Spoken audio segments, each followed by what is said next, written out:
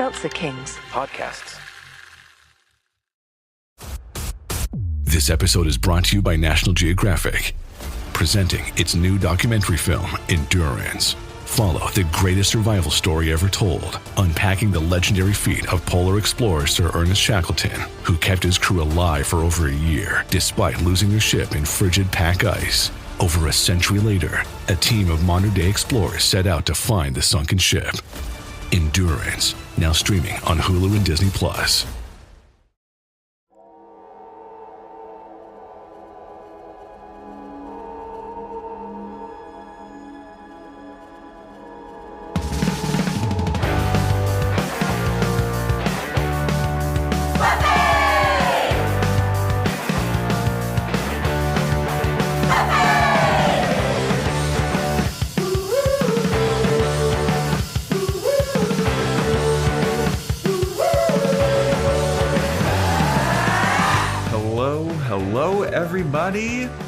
Welcome to another episode of Boys Watching Buffy. We're two boys watching every episode of Buffy the Vampire Slayer for the first time, giving our review, our reactions. We're your hosts. I'm Joe Welke. I am Vance.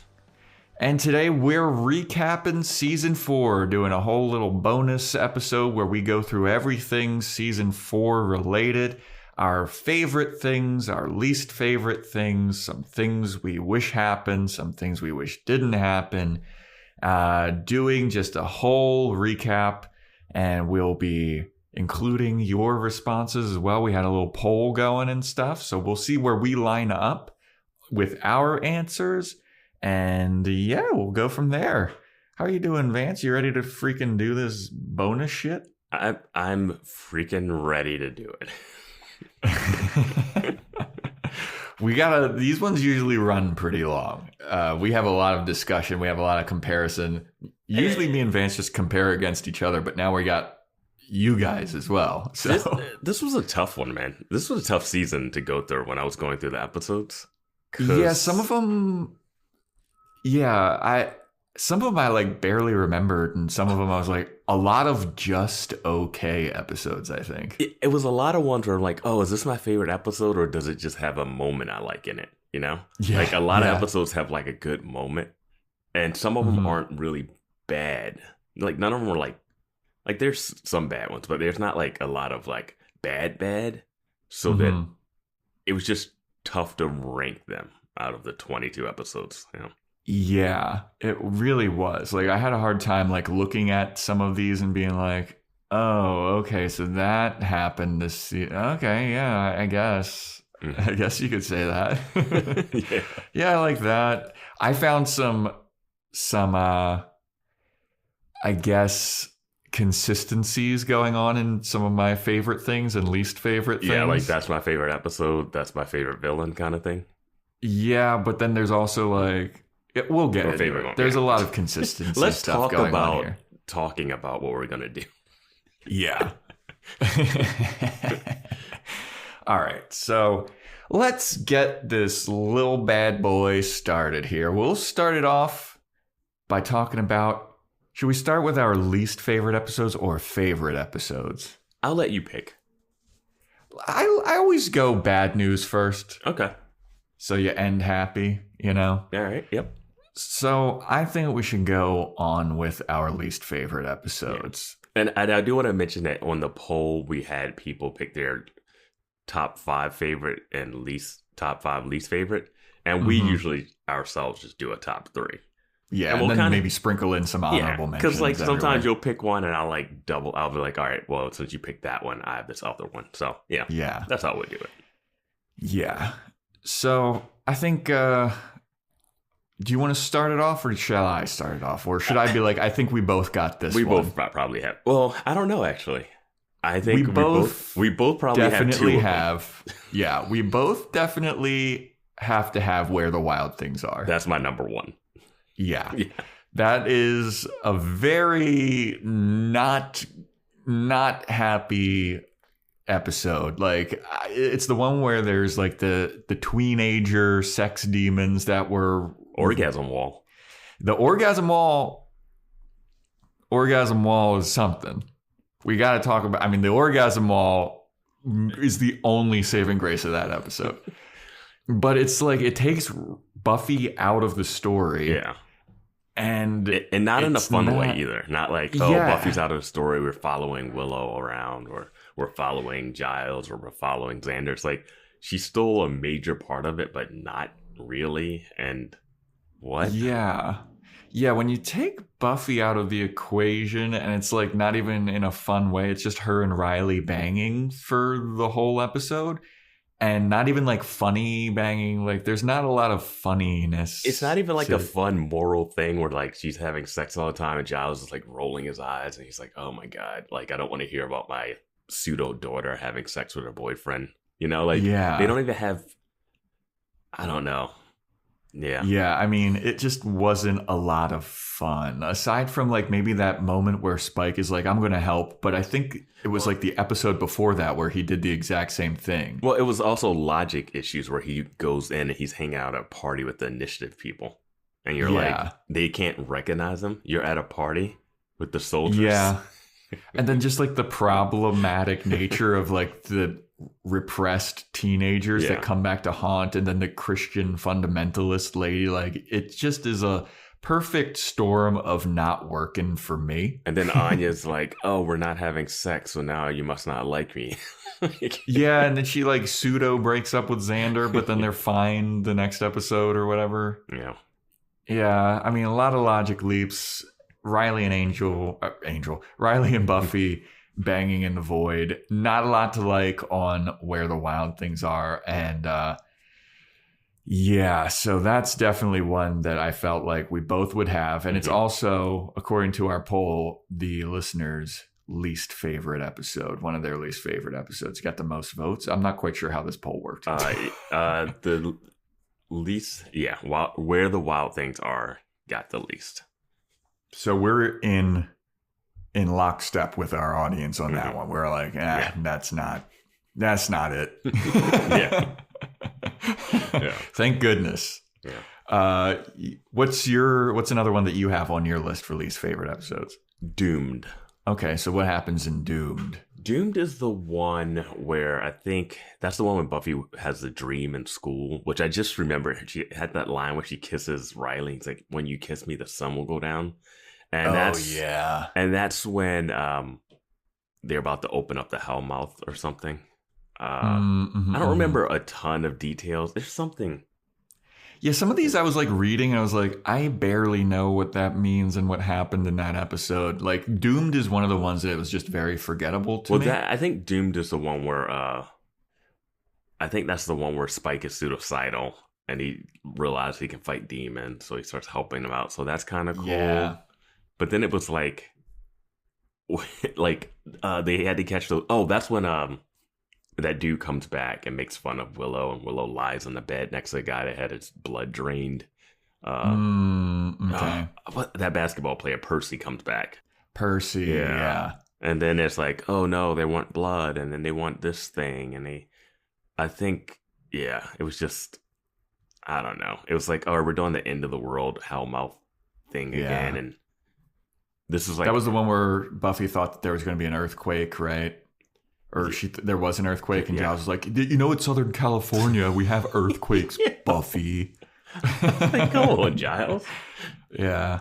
I don't have that one on my list, but that was one of the ones where I was like looking through the episodes lists that is on there, and I was just barely remembered it. So I was like, I mean, it's not offensively bad to me, but it wasn't great. Like, it was just okay. Picking the least was a little harder for me, I think. But yeah, Doom showed up on our like least favorite episode list for the listeners. It's like ranked 5th.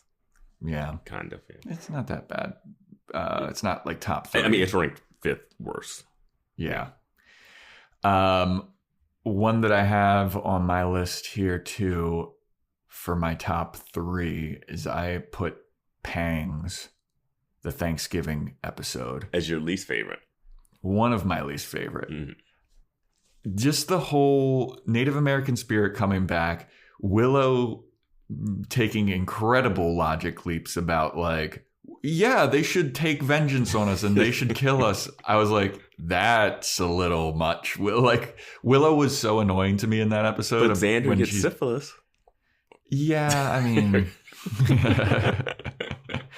But and then Angel being there was very pointless. Like, he doesn't interact with like anybody. Well, he sees Riley. He sees Riley, and Willow's like, "Don't worry about him. Yeah. He's nothing. He's just our TA." And Buffy's got a crush on him, and she's probably going to go out with him and break your heart. But have sex with him in a void. You've never done that, have you? Yeah. But yeah, I just was like, this was such a. I didn't like it. The only fun part was like Spike getting a shop with like a bajillion arrows. It's a bear. And Spike being there. Yeah.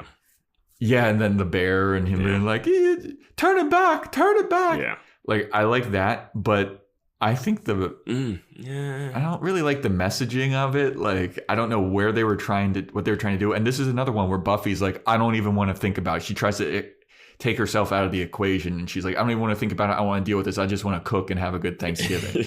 Yeah, I was like, people are dying, Buffy. And I gotta say, that's pretty much is Thanksgiving. That is the spirit of Thanksgiving. Yeah, just like, fuck it. Eat the turkey, don't think about the atrocities. But it was just like kind of annoying that they brought Angel back for that episode for no reason. Like, he barely interacts with anybody at all. And Willow being annoying in it, I was just like, I didn't like it. Yeah, I can't argue that, because I think about it and I think about the Spike scenes and that end shot where she realizes Angel's there and they all look at her. But other than that, it's not a lot in there. It's good. Mm-hmm. And it was like their first attempt at like a Thanksgiving episode, and they decided to, I get it. We did horrible things to Native Americans. Shouldn't have done it. Yeah. Your argument is going to be two rights don't make a wrong. Yeah, exactly. Two wrongs don't make a right. I mean, yeah. But yeah, like Willow being like, yeah, they should kill us. It's like, what? So it was one of those things where you say that, and then soon as your chance to die happens, you go, never mind. I actually but wait, live. no, I'm one of the good ones. I'm the one that told you should be doing this. Yeah. Spike has a great line in that one. Yeah. About that. Yeah. Doesn't show up on our listeners thing. Which one? Pangs? Yeah. No, Pangs did not. I toyed with Pangs being a favorite because I was just thinking of Thanksgiving and the idea of it, but yeah, never crossed over that. I guess I'm gonna go with Goodbye Iowa. Yeah, I have that one as an honorable mention. And I think this is gonna be one. The reasoning for this isn't like the episode itself is so bad. It's that this is the turning point that never happens. This is the part where like Riley should be, oh my God, I can't trust the initiative. This is the thing I dedicated my life to. Like, what am I gonna do? Like, I could be with Buffy and fight demons and stuff, but like, who am I? What is this? Like, and we never get that. He ends up just being like, I'm gonna play both sides, work for both teams. They drugged me. They didn't tell me what they drugged me with, but I'm okay with that. Like, well, this is also the one where it was like Adam was about to explain everything, and where I was like, no! And then Forrest is just like, well, Buffy, she's awful bitch. And then he's like, and then Riley's like, I got stabbed by Adam. He climbed through the giant, comically sized air ducts. Go after him. I'll be fine. Yeah.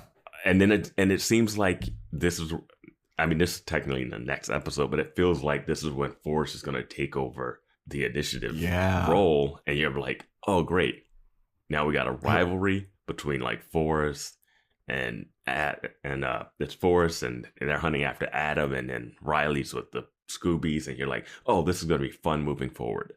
And then they just kind of hit a full reset. Yeah, and like Riley has this battle within himself like 3 more times after this episode of like, what should I do? Can I trust the initiative? It's like, bro, no. They said they saere going to kill Buffy, and they were drugging you, and they created a monster. How many strikes do they need?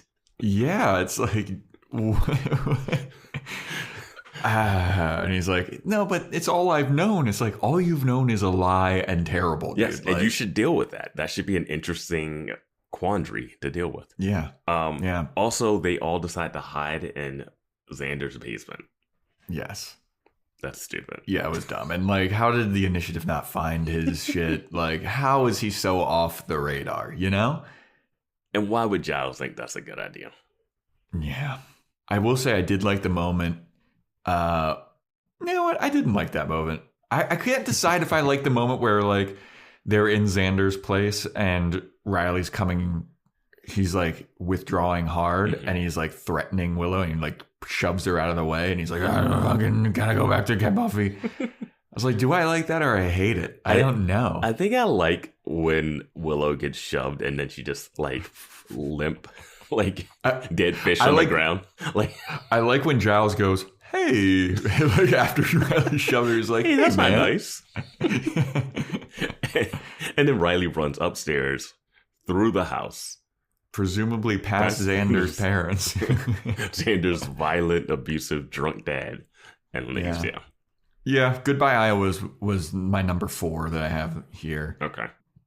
So, and it's number 4 on our listener poll, apparently, too. Like, the listeners were also not big fans of Goodbye Iowa for obvious reasons and probably reasons that we just laid out.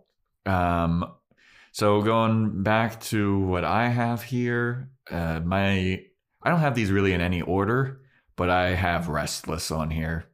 The dream episode, the season finale. Like, it felt like such a dud of a season finale for me. I know that it's supposed to foreshadow stuff and set up a bunch of stuff. And like, maybe after we watch season 5, 6, 7, we'll come back to that and be like, oh, that's what that was about. Or, oh, that's what that was meaning. But right now, I don't see it. And it seems like it was just hammering home a lot of stuff that was already resolved, it felt like. Mm-hmm. And I don't really see what's foreshadowing aside from Tara being like, you think you've begun? You haven't even begun to begin. It's like, I don't know what it could be laying out because it doesn't seem like anything cryptic is like, oh, what's that? That could be a sign towards the future. And I think on Discord we learned that some of the casting was supposed to be different. Like they wanted that to be Angel in the bedroom scene instead of Tara, or Faith, Faith in the bedroom, Faith in the bedroom scene, and like Angel somewhere else. Angel in the desert, I think. Yeah, which is interesting because if you take Tara out of it, then I'm like, okay, yeah, what is like? I don't think Tara should be in it necessarily. Unless they're planning for something, but if they were casting other people for what she eventually says, then why? Like, I just thought the episode. I'm not going to fully rehash the episode we just, the podcast we just did, but I just wish it was like a Tara focused one because that was such a lingering thing. Like, if it was like, okay, Tara's up to something, we don't know what it is. She's going to be not the threat for next season, but something to deal with. That would have been fine for me. Yeah. So for that, Restless was on my list. Was Restless on your list as well? And Buffy, respect your elders, you know, the slaves that come before you. Like no reverence for the first Slayer. Yeah, just a lot of sass about her hair and skincare routine and shit like that. It's just so. But I just don't. Again, like, I don't see what it could be foreshadowing. Obviously, because we haven't seen. But I don't think that it laid out a lot of stuff to foreshadow. Because it probably did. We just won't know it. We'll find out. Everyone seems to say it foreshadows stuff. So, yeah. It seems more like it's focused on the past than the future. No, when she fights a cheese monster, you'll get it. Just a big wheel of Gouda. One of those talking Cheez-Its. One of those Cheez-Its that wasn't ready to come out. Did that one make your list as well? It made my list. It's also like one of those. It's interesting because this made both the favorite and least favorite list of the listeners. Yeah. So it's a very divisive episode. Like I could see, seems polarizing. Yeah, I could see enjoying it. It's not. It made my list, but it's it's fine. It's third on the least favorite list from the listeners. Even when we were talking about it on Discord, like, it was very polarizing. People were like, this is actually my favorite episode because of all the, like, I love the trippiness. I love the dream state and the randomness. And then some people were like, I don't really like it. It's just like, seems like a placeholder. We already wrapped up everything. Yeah, it's a taste thing. It's like Amends and Restless, you know? You're going to be debating that for the end of time. Yep. Yeah, so those are my least favorite ones. You have any other ones that you wanted to mention? I put Fear Itself on my list, but I don't really remember. It's just there. I don't know if it's a least favorite or not. I just wrote it down. Fear Itself is the one where they had nightmares, right? Nightmares, and then they stomped the little guy. But there is Chainsaw Giles. There's Chainsaw Giles. That's what I mean. So it's like, it's not. It's Chainsaw Giles. There's bunny costume Anya. Yeah. There's a Power Ranger in that episode. Like, oh my God, I forgot about Zach being in that episode. So yeah. So here's the list of least favorites that we got from the listeners, just to sum that up. Yeah. Where the Wild Things Are was number 1. Beer Bad was number 2. Number 3 was Restless. Number 4 is Goodbye, Iowa. And 5 is Doomed. And then, like, number 6 is, like, Wild at Heart. You know, Beer Bad is one that gets shit on a lot. I didn't mind it that. I thought it was okay. I feel like every season there's going to be an episode that people universally hate that or not. Like, I like the Hansel and Gretel one, that one season. Gingerbread. And Beer Bad has enough stuff in it that I liked that I'm fine with it. I liked establishing a new bar. Yeah. I like that we never see again. I like Caveman Buffy when she's like, Buffy want beer, and she pounds her chest. Yeah. And I like that Buffy's strong. She knocks out Parker twice. Yeah. So you get a little payoff there. I feel this like is the beginning of Xander like doing a bunch of random jobs. Yeah. And he had to deal with all those like drunken like not frat but guys, but like those just drunken, we're college and you're townie.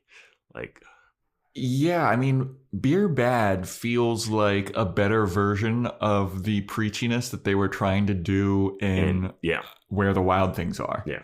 Like, Where the Wild Things Are was like, don't have sex, it's bad, and your friend, and it's like, but then also have sex, but like not too much. Yeah.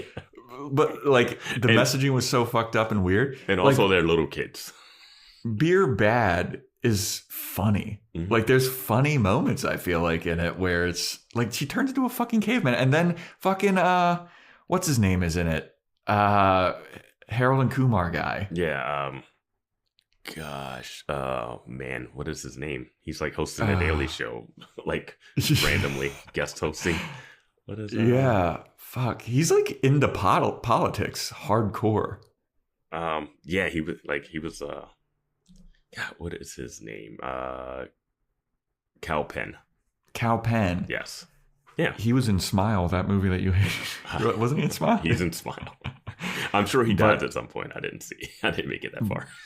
But like, I don't think it's as bad as people make it out to be. Like, I thought it was just funny and one of those early season episodes that like don't really play too much into the larger story as a whole. But it's just like, I don't know. I feel like it was pretty good fun.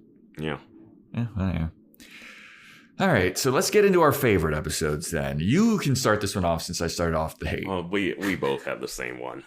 Yeah. I mean, it's Hush. Across the board is Hush. Yeah. It's Hush. It's so good. Number one is Hush all over. Like it's award winning for a reason. It's the listener's favorite. It's both of our favorites. I feel like that one's such a banger, dude. Yeah. I mean, the villains are great. It's where you realize that Riley is the initiative guy. Yeah. And Buffy finds out. Yeah, Buffy finds out that. Like, we find out that he's the initiative guy before that, but Buffy finds out in Hush. They save the day. It also has that silent Giles giving a presentation scene. That's just a work of art. Yeah, the presentation, everybody misinterpreting stuff and sexual innuendos. Anya not giving a fuck and just eating popcorn. Like, it's great. It's like a perfect Buffy episode. yes. There's a threat. There's funny stuff going on. Mm-hmm.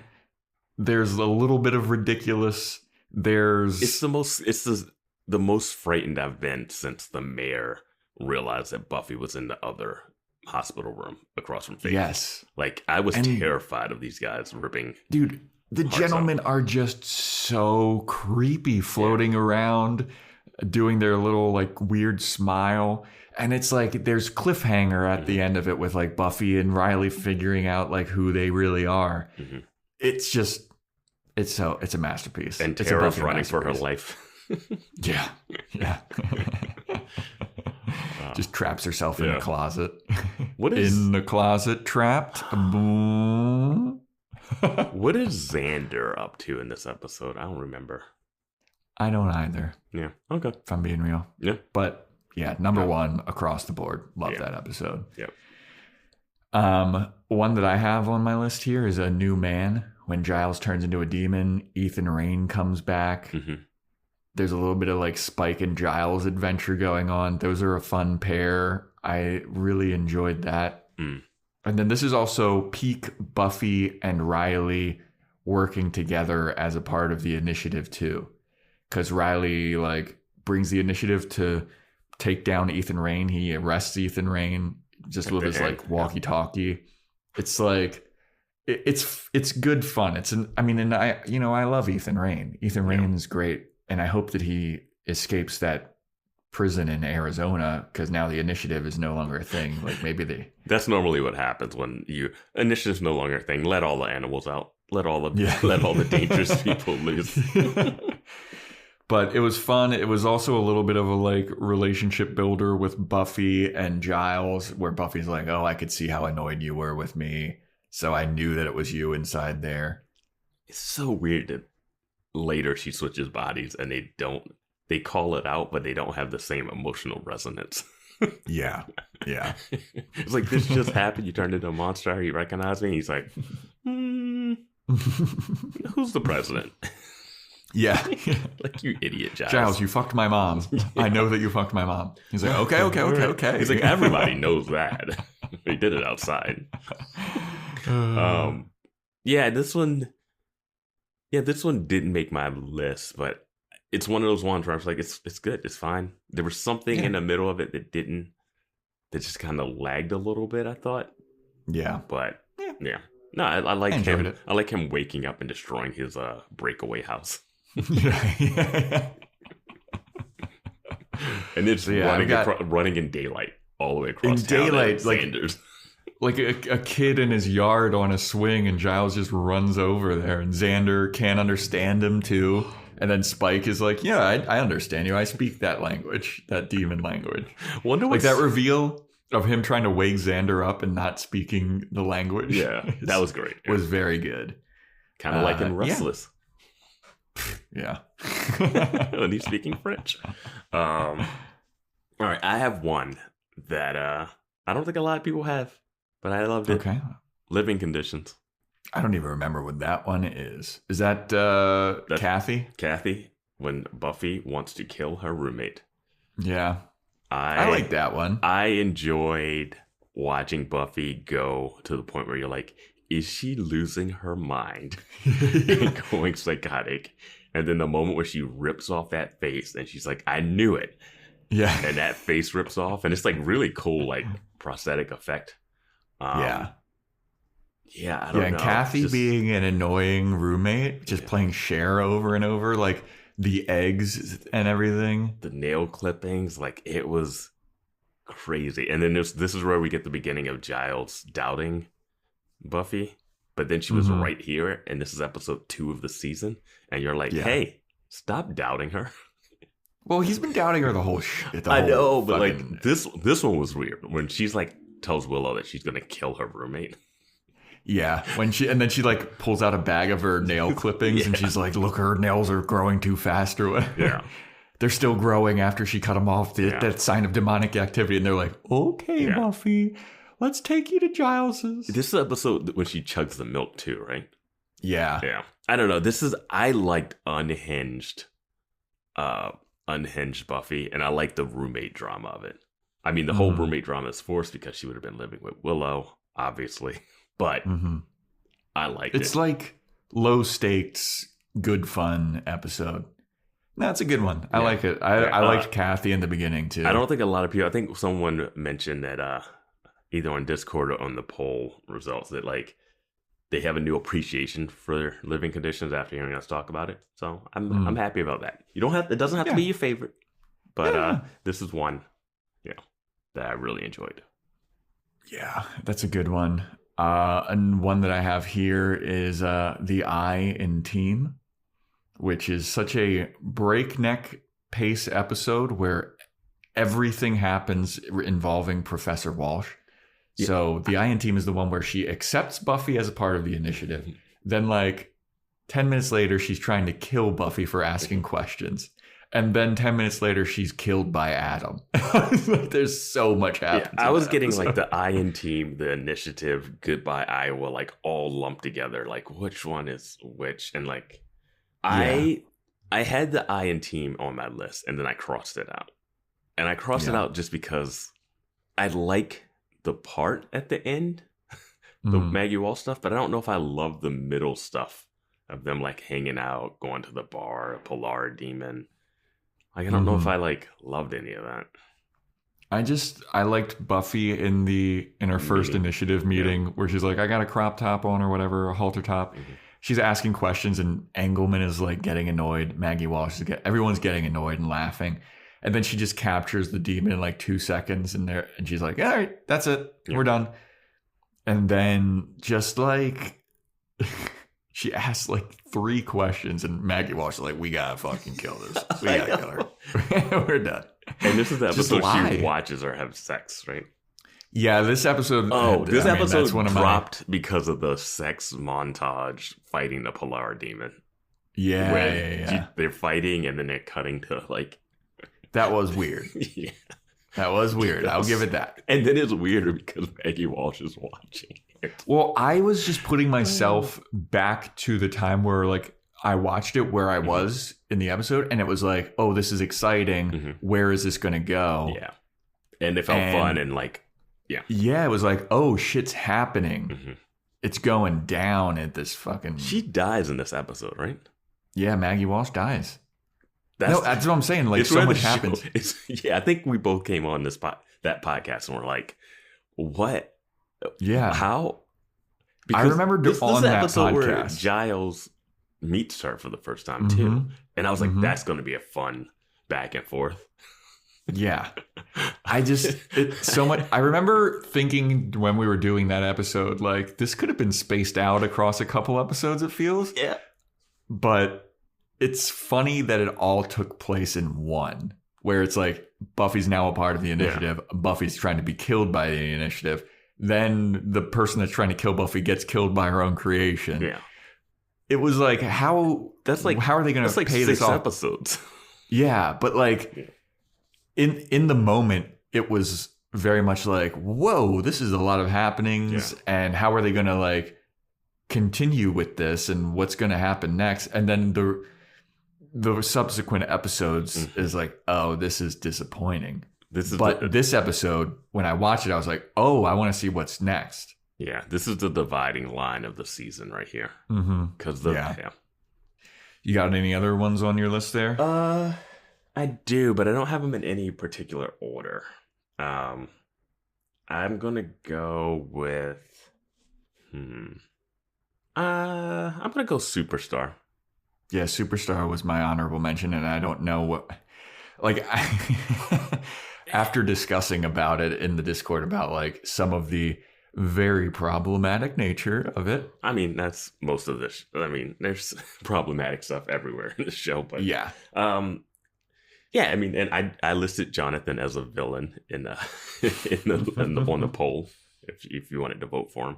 I just thought it was fun with just seeing this scenario play out. And I like Jonathan as a fun little random one-off character. So I thought, like, when he shows up, he's in the opening credits and he's like in a mansion. They come to him. He's like got Air Jordan posters and like comics. He's doing a musical number. I mean, it's just a lot of like fun stuff. All the like posters and props and yeah. Yeah, it was fun. It was a good bit of like comedy. It came at a weird time, but it was still, that's what I was just gonna say. But stuff that happened and it was still moving the plot forward. So I commend them on that. Like they find out about the uranium, they find out about like the relationship stuff. Like so, stuff was still like happening. It was like an alternate, but not fully the separate episode. So yeah, and you called it with the uranium core thing that happens in this episode. That I was like, was that just a Jonaverse thing? But Jonaverse is real. That's canon. Yeah. I had Superstar. It's fun, but yeah. I mean, I understand it not being like a favorite episode of people's. Yeah. It was just hard. It was just hard to pick. Like some of these are so just okay. There's not like, I don't know. Like obviously there's Hush that we really like. Hush. Our top favorite and our top least favorite, they both hit. But then when you get after that, it's just like, did you like that? Did you like that scene in that episode or that section? Yeah, it's interchangeable. You could put anything in anywhere and make an argument for them and be like, yeah, okay. Yeah. I get it. Yeah. With our listeners here. Did you do your third one? Yeah, I Hush, New Man, Iron Team. Yeah, I also had Something Blue. See, I didn't have. But that one was very. I put Something Blue there because I liked some of the like exchanges that they had, like especially when Anya and Xander show up and they're like, Giles is blind and they're Buffy getting and married. Spike getting married. It's like some funny stuff there, but like I'm with you. Like the whole episode, the way it ended, like the vengeance demon thing. Her being like a manic pixie dream girl. This is also the episode that has, which someone was mentioning on Discord, that Riley was like, this is when they had their first date, Riley and Buffy, and he goes, "Yeah, I like to drive. We should go for a drive sometime." Yeah. Do we ever see him drive? I don't think we ever see him drive. How do you not like have them drive off together at the end of the? Well, now he's homeless. I don't even think he had a car. I don't think he even had a car. Yeah, we never see him in a car at all. I don't think. Oh. We've seen Xander driving more in that fucking O'Toole episode in Zeppo. Yeah. Riley should hook up with that car girl from that episode. Oh my God, yeah. Bring her back. If she comes back, I will cheer. I will standing ovation. Yeah, Something Blue. I won't recognize her, but... Something Blue is one of the ones, so I read about it on the, like I had to read synopsises of a lot of these just to be like, what happened right now. Okay. I wrote it down. I don't know if it's number 2 of the favorite. On our listeners poll, let's do the rundown of the listeners' favorites here. We got Hush, obviously, number 1. Something Blue is number 2, which, hey, more power to you. You want to roll with that? I think it's the Spike and Buffy just trump everything in that. I think people just love that bit. Well, also like Giles being there and being annoyed by them. Yes, is funny. Mm-hmm. And this is also Amy the rat. Something, the Amy the rat. Yeah, turns human for like a half a second. But yes, Something Blue is number 2. Restless, number 3. Perfect. Number 3 on both of them. Yeah. On least favorite and favorite. So, yeah, there you go. Number 4, we got Fear Itself, which is the tiny demon squishing. Yeah. 5 is Who Are You, which is a faith one. Did any faith ones make your short list?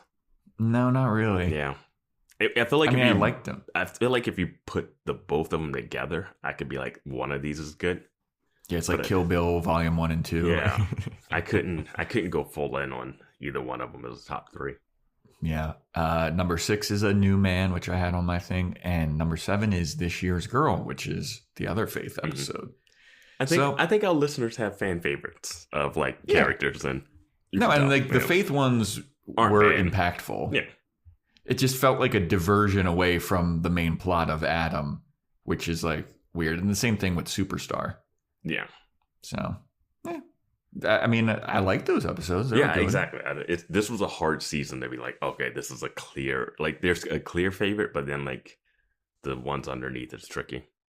inspired some healthy debate on the Discord. Yeah. Oh, man. All right. So those are our episode breakdown, favorite, least favorites. Now should we do the villains? Let's do a little favorite version of Giles. We posed that question.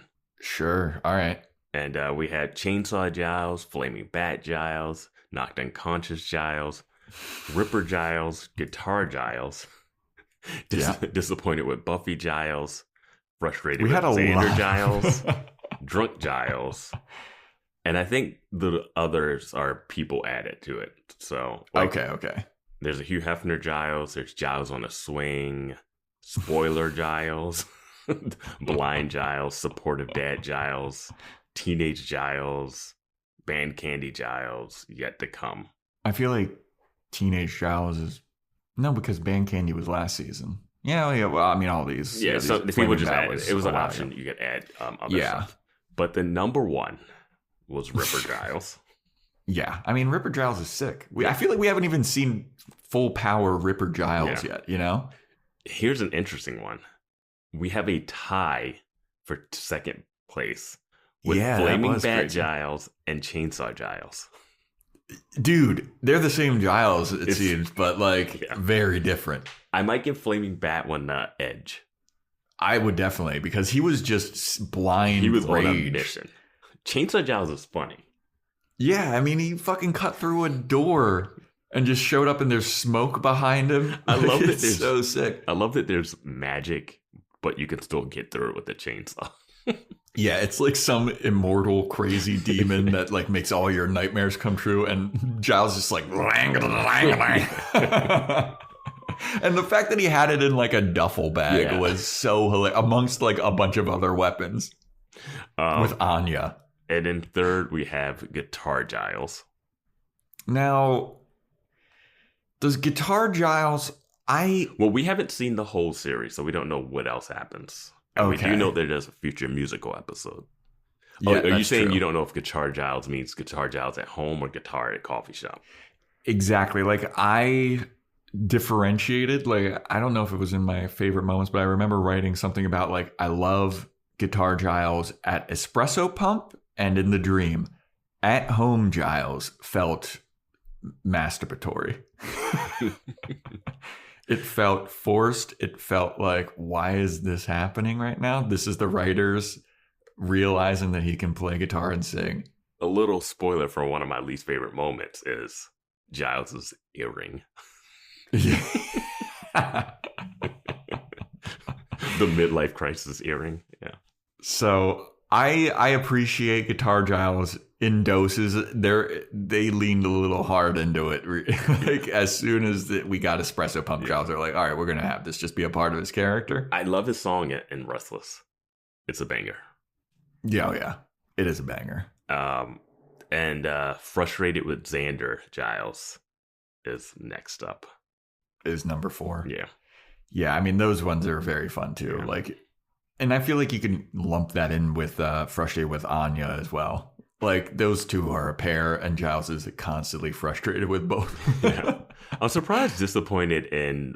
I guess I shouldn't be. I thought Disappointed in Buffy Giles would be higher, but I think... I would have thought Drunk Giles would have been higher. It is the next one. It's 5th. Okay, because Drunk Giles is hilarious. Yeah, Drunk Giles is hilarious. Disappointed with Buffy only got 1 vote. And I will say, it's probably because people like Buffy so much, but I love him being frustrated with Buffy. Yeah, just rolling his eyes at her. The Xander's one's more better, obviously, but I thought Buffy would get a couple more votes. He has more reason to be frustrated with Xander because Xander says a bunch of goofy, stupid shit all the time. Mm-hmm. I get how it'd be hey, it's serious time. Why are you cracking jokes right now? Yeah, you dunce. But yeah. And also when he's frustrated with Buffy, 9 times out of 10, actually probably 10 times out of 10, Buffy is right. And he's frustrated for no reason. Or he's just frustrated because there's a generational gap and he's an adult and she's being in the earlier season, she would just quip and joke. And he's like, there are demons. And now he's gone to the point where he's like, Buffy, chill out. Yeah. There's earthquakes in Southern California. She's like, I just came back from hell. So, have you ever been to Hell, Giles? She's like, no. No, I spent 80 years there. It was 5 minutes up here. Took a long weekend in Modesto once. Oh, man. Okay. What should we do next, then? All right, let's do our villains. Villains? Let's go to villains, yeah. All right. Are we doing worst villains first? We started the trend. Let's do it. I always start with hate first. You always end with hate, too. Yeah. Least favorite villain. I think we might the have Teen same- Poltergeist. yeah. Teen Poltergeist. No brainer. That's just the fact that they were like teen. Like, if you're gonna do it, just make it like, oh, there was a repressive like make it the old woman that was Make it the repressing kids. lady. Yeah, like not the kids. Like, why are the kids doing this? And like, were the kids still alive? It's just the poltergeist. Like, I don't know what I thought poltergeist meant ghosts, but apparently they treated that completely different. yeah, I thought that it was a ghost as well, but I guess not. It's just their energy. I don't know. Yeah. But yeah, like taking it out on people that have sex because you were repressed. That ain't cool, Teen Poltergeists. But why are you making an orgasm wall? Like, what are they doing? Yeah. Are they trying to get all? I hate talking about this episode. Yeah. The Teen Poltergeists, Yeah. they suck. They were definitely Yeah. on the list. Who do you got on your list? I have the spirit of the first Slayer. That was my honorable mention. I mean, it's just because she made the dreams and she had no power at the end, like she couldn't actually do anything. Buffy literally was like, I'm just going to ignore you and you'll go away. Yeah, yeah, that just Yeah. And I feel like there was so much you could do with like, whoa, you introduced the spirit of the first Slayer. We haven't learned about where Slayers come from at all. We know that they exist. We know that if they die, a new one comes, but we know nothing. 4 seasons in, we know nothing about the origin of Slayers. Yeah, and her hair was terrible. It's like, go to a stylist in whenever you came from. Like, I mean, it would have been cool to see a flashback of the first Slayer, like how the first Slayer became the first Slayer, how like their first vampire kill, the first vampires that they had to like take on. Yeah. There could have been so much more that they could have done with that. Maybe they'll happen in like further seasons. yeah, But I think we'll get some backstory next season. But it's I a hope weird way to so. introduce it. yeah, like the dream, and like, does the spirit of the first Slayer have dream powers, kind of like the nightmare demon? Like, They were able to take her powers and stop bullets. yeah. Yeah. Yeah, I don't know. Yeah, the spirit of the first Slayer was kind of weak in my estimation. That's why, I had them on the honorable mention list. But I think I know I your fully- number 2. Yeah. I fully accept. I have the Native American vengeance spirit Mhm. on there. This made my honorable mention only because it turned into a bear. Yeah, That's the only reason it didn't make the top. But yeah. yeah, Native American vengeance spirit. Like, It's got I a get lot of that you're powers. mad. It's got a lot of Yeah, it's powers. cool. It could make people sick. what also brought back like a bunch of his cronies too. Straight and a up lot slit of- that lady's throat in the Yeah, museum. I mean, that was killed fucking- that was wild. Oh, and that priest. killed the priest. Yeah. Yeah, but yeah, I don't know. That whole episode as a whole was like, I went with the tiny fear demon. just because of how easily it was, and I would have to go back. I don't remember all the bits in that Fear Itself episode. Like, I know that Willow and Buffy got into an argument about like, oh, am I just your witchcraft sidekick? And then I think it was like, and then Buffy, Oz was in the tub and turning into a werewolf and freaking out. Well, that was a pretty good scene. No, that was a where good Oz scene, is, like yeah. freaking out. I thought Willow and Buffy's beef was about like Buffy telling Willow that half the time her shit doesn't work anyway. Yeah, and then it's like, I'm going to use my magic, and then she gets attacked by floating Yeah, fireflies. or something. fireflies, and then Buffy is fighting something. Things in the house become real. It's not a bad episode. I don't know. Yeah, I just thought Xander is sad that he's alone or whatever. And he's like, oh, nobody wants to hang out with me because I don't go to college or whatever. Yeah, I mean, I could see the argument. There's nothing that I'm like, yeah, that guy sucked. Yeah, it was tricky. Like, because a lot of it is the initiative. Yeah. Initiative of the worst villains. Yeah, and speaking of worst villains, Adam. Yeah. Adam's on there. Yeah. Adam. It's a shame. Like, there was potential. He's a Frankenstein monster. Mm-hmm. But, like, his plan didn't really make any sense. He looked goofy. Mm-hmm. He got taken out in, like, I mean, it took a lot to take him out. Yeah, they had to call upon the spirit of the first Slayer, and Buffy had to turn into the one. And then everybody had to like go inside Buffy's body to help. But but like, why? Like the comparison when we were talking about like the mayor, mm-hmm.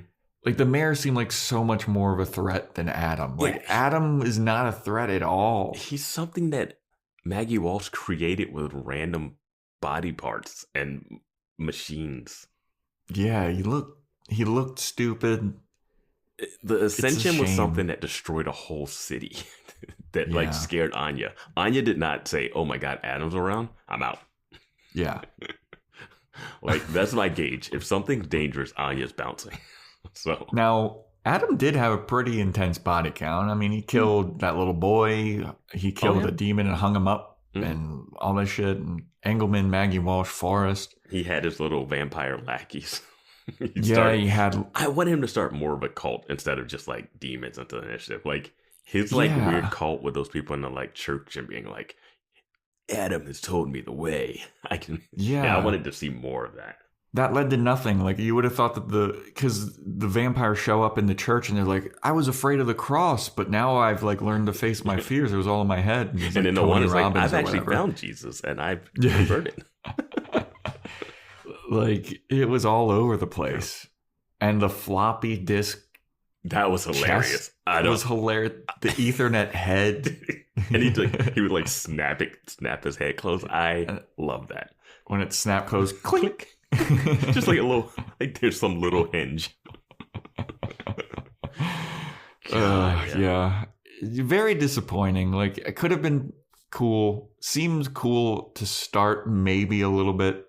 The design was off. Made no sense. But Adam definitely on there.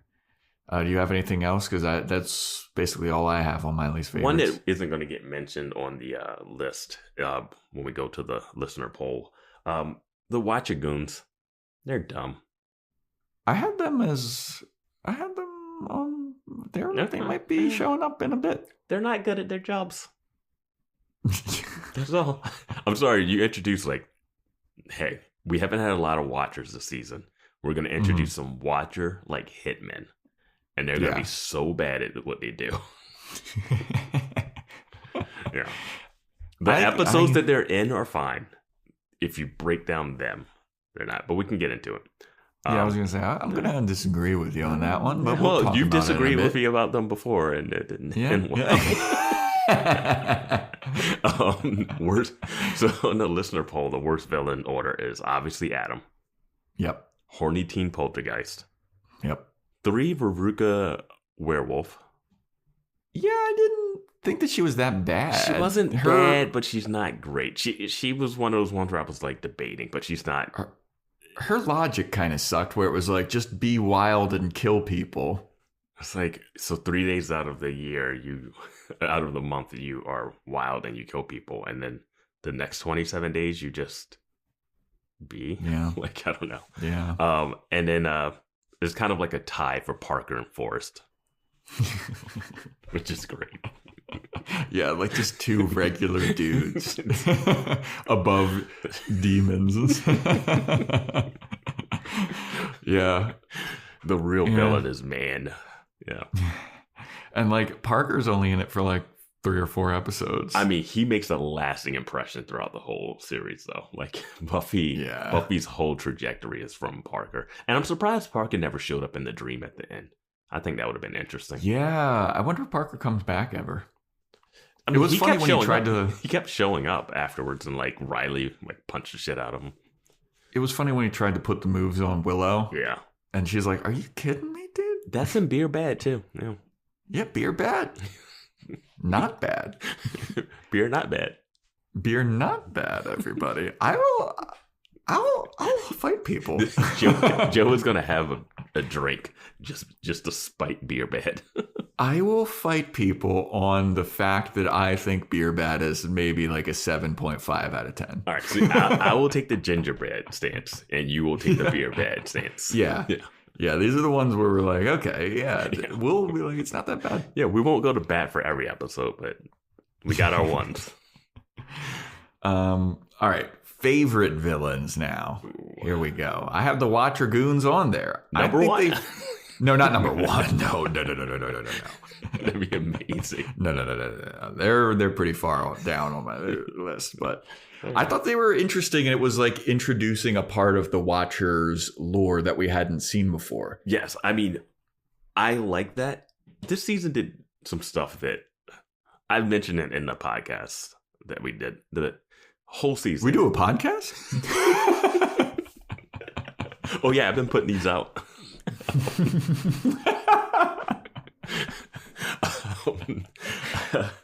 I thought this was part of my psychotherapy. I have been charging you, but I mentioned that the end of last season, she quit the Watchers. Mm-hmm. And then there was no repercussions the whole season. Even the Watcher Goons aren't even there for her. Like, there is no like, hey, you quit us. Oh, we'll send someone to like try to get you to. No one came back to be like, hey, join the Watchers. We can provide you with information, weapons. We will actually fund you. We will pay for your college. like nothing. Yeah. They don't offer her anything. They're just like, all right, well, there's one in a coma and there's one just walking around. They're in this one little spot on the earth. Far away from London. All right. Yeah. Yeah. And what about Giles? Is he over there? Yeah, he is, but he's not a Watcher anymore. Oh, okay. Giles, who quits being a Watcher, who he dedicated his whole life to, was fired from being a Watcher. Does not seem to have like the issue of, being fired from a lifetime. That's like a tenured teacher getting like just about to make tenure and not getting tenure and having to leave their school and being like, what the fuck do I do in my life? It's like Riley finding out that the initiative is a piece of shit. They don't deal with the things. Those are great moments to deal with.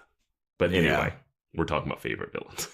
Yeah, favorite villain. I like the Watcher Goons because it did at least show like, hey, we have some guys. We're not all just stuffy British guys like Giles and Wesley. Like, there's a dark side to this, and like they will come and bring you back if need be, but then they don't. Yeah, but I enjoy the lore aspect of it, but I think the microcosm of what they are, like when you like really break down like what they did, they like how effective they were.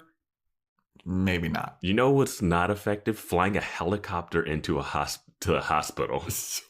Well, late. Yeah. And then crashing into a cop car. Like, yeah. That's not, well, that was like a moment where they crash into the cop car where it's like, oh, shit's getting real. Yeah. Like, Faith is back, and the Watcher Goons are just like, fuck the police. Yeah. And then they just spit on Faith. Yeah, and just jack Faith out of the car, put her in their own thing, and they're like, we're here to fucking take you back. But then when it comes time, we're here to kill you. But then when it comes time to do the deeds, they're just like, so. Yeah, it's fine. Yeah, but that's why I enjoyed them. Who do you have on your list here? Was that your number? Well, your number one is the gentleman. That was my number 3. Okay, number 1's the gentleman, right? Yeah, the gentleman. Yeah, I mean, we don't even have to say anymore. We need to say more. No. My number 2. I like Kathy, the demon roommate. I have Kathy's number 5 on my thing. She did such a good job of getting under Buffy's skin. Yeah. I don't know why she's doing it. If she just wants to like stay there. Well, remember when we were talking about that podcast episode, we were like, if she's trying to hide from another dimension, why is she calling all this attention to herself and picking fights with people? Yeah. But it was so funny. Yes. Like playing the Celine Dion, like the opening the window, closing the window thing. Like, oh man, it was just good stuff in there. Like the labeling individual eggs like in the fridge. Dude, and that's the thing is like there are people with roommates that are like that. So it's like a bit of realism in this crazy demon world. And then she turns out to be an actual demon. And it's so, I don't know, it's just so funny. And she did such a good job. And she was going to suck the soul out of Buffy if it wasn't for Willow and Giles putting a spell together in the last minute. Yeah, but according to Buffy, what can they do for Buffy? It's not a prophecy about a Slayer and her friends. And then she spits in the face of the first Slayer. Xander's like, didn't I do CPR on you? But yeah, I like Kathy, and she was the perfect annoying roommate, and she even looked annoying. Yes. Like if you looked at her, you'd be like, oh, this is going to be an annoying person. I thought she was, and they did a great job where I thought she was going to stay longer. Yeah. And then when she died, I was like, oh, that kind of sucks, because I thought she was going to like try to get into the group, and then Buffy was going to have to try and like hide her Slayerness from her like roommate. Like when she took the sweater and like spilled ketchup on it, it was like just these little things that were just so good. And did she fuck Parker? She didn't. Remember? But she would have. She would have, absolutely. Well, I mean, a better question is Parker would have. Yeah. I remember she was also like ironing her blue jeans, which is insane. She likes a nice crease. Yeah. All right. Kathy's a good one. I have Ethan Rayne on mine too, but he's a classic. So I have Ethan Rayne as like an honorable mention because he's in like he's good in the episode he's in. He does a thing, but like he didn't break. I liked seeing him and Giles also kind of bond a little bit too. Like, hey, look at us, we're two old mystics. I liked that there were different bars in this season. Yeah. Like the bar in Beer Bed, there was the bar that they went to here. Like there were just a couple different places. Bar. Yeah, or Willie the Snitches turned into the demon bar. Yeah. Like just there's different places to go. We're not just like at the like they added this wrestle pump, so like they have a place to go that's not the bronze, but yeah. I get it. Building sets is a lot. I surprisingly put Sunday on my list. I have Sunday as number 4 on mine. She's number 3 on mine because she beat the shit out of Buffy. She absolutely did. Those are the first 2 episodes, Kathy and Sunday. Sunday beat the shit out of Buffy. Worked her. Just out in the open, like, hey, we're in a field. Yeah. If you have nothing. And it's just you and me. We're in a wide open football field. And she was like, oh, you're the Slayer. Yeah. No. And just like went at it. Like it was whooped up on her. And again, like I feel like missed opportunity with Sunday. I think that people in Discord said that there were plans to have her in a couple more episodes or something. And she totally could have been. But she gets taken out in 1. And I was like, oh, man. Yeah, if she would have come back kind of like how Harmony comes into the show and kind of disappears in and out, like that would have been like Sunday was just a threat. Yeah, like she was badass. But I guess they were like, oh well, we already have Buffy fighting Faith, so how many girls can she fight? But yeah. So that's basically everybody that would have been on my list. I think you covered. You have anybody else on your list? Maggie Walsh was like an honorable mention, but like it was like potential. Yeah, it was potential. She never really got to be bad. Yeah. Looking at the listener poll, number 1, The Gentleman. Number 2, Ethan Rayne, and number 3, out of nowhere, from downtown, is Harmony. I feel like this is listeners that have more reverence for the character from having watched the season, like the show multiple times. They know what she does later, probably. I think that's kind of but like she's not a great villain in this season. No, I mean she shows up and she has a slap fight with Xander. Like in terms of funniness, she is very funny. She's a funny villain, but she's not like she's barely a villain. Yeah. Yeah, and I mean, I'm fine. I like Harmony. I think Harmony's fun. Yeah. What should we do next? Do you want to do your favorite segment? Favorite segment? Like, what do you mean? Joe's Fashion Corner. Joe's Fashion Corner? This is controversy because I looked at the listener poll shit for the Joe's Fashion Corner least best dress, worst dress. Mm-hmm. We have some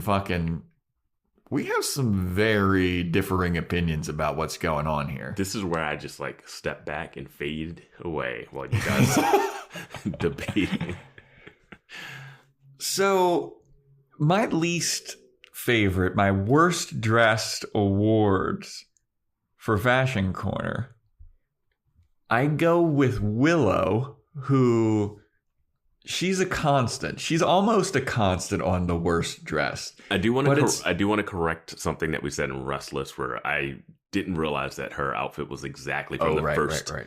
Willow in Restless, when she's in the classroom, her outfit is from the first episode of the series. So it's a nice callback to that.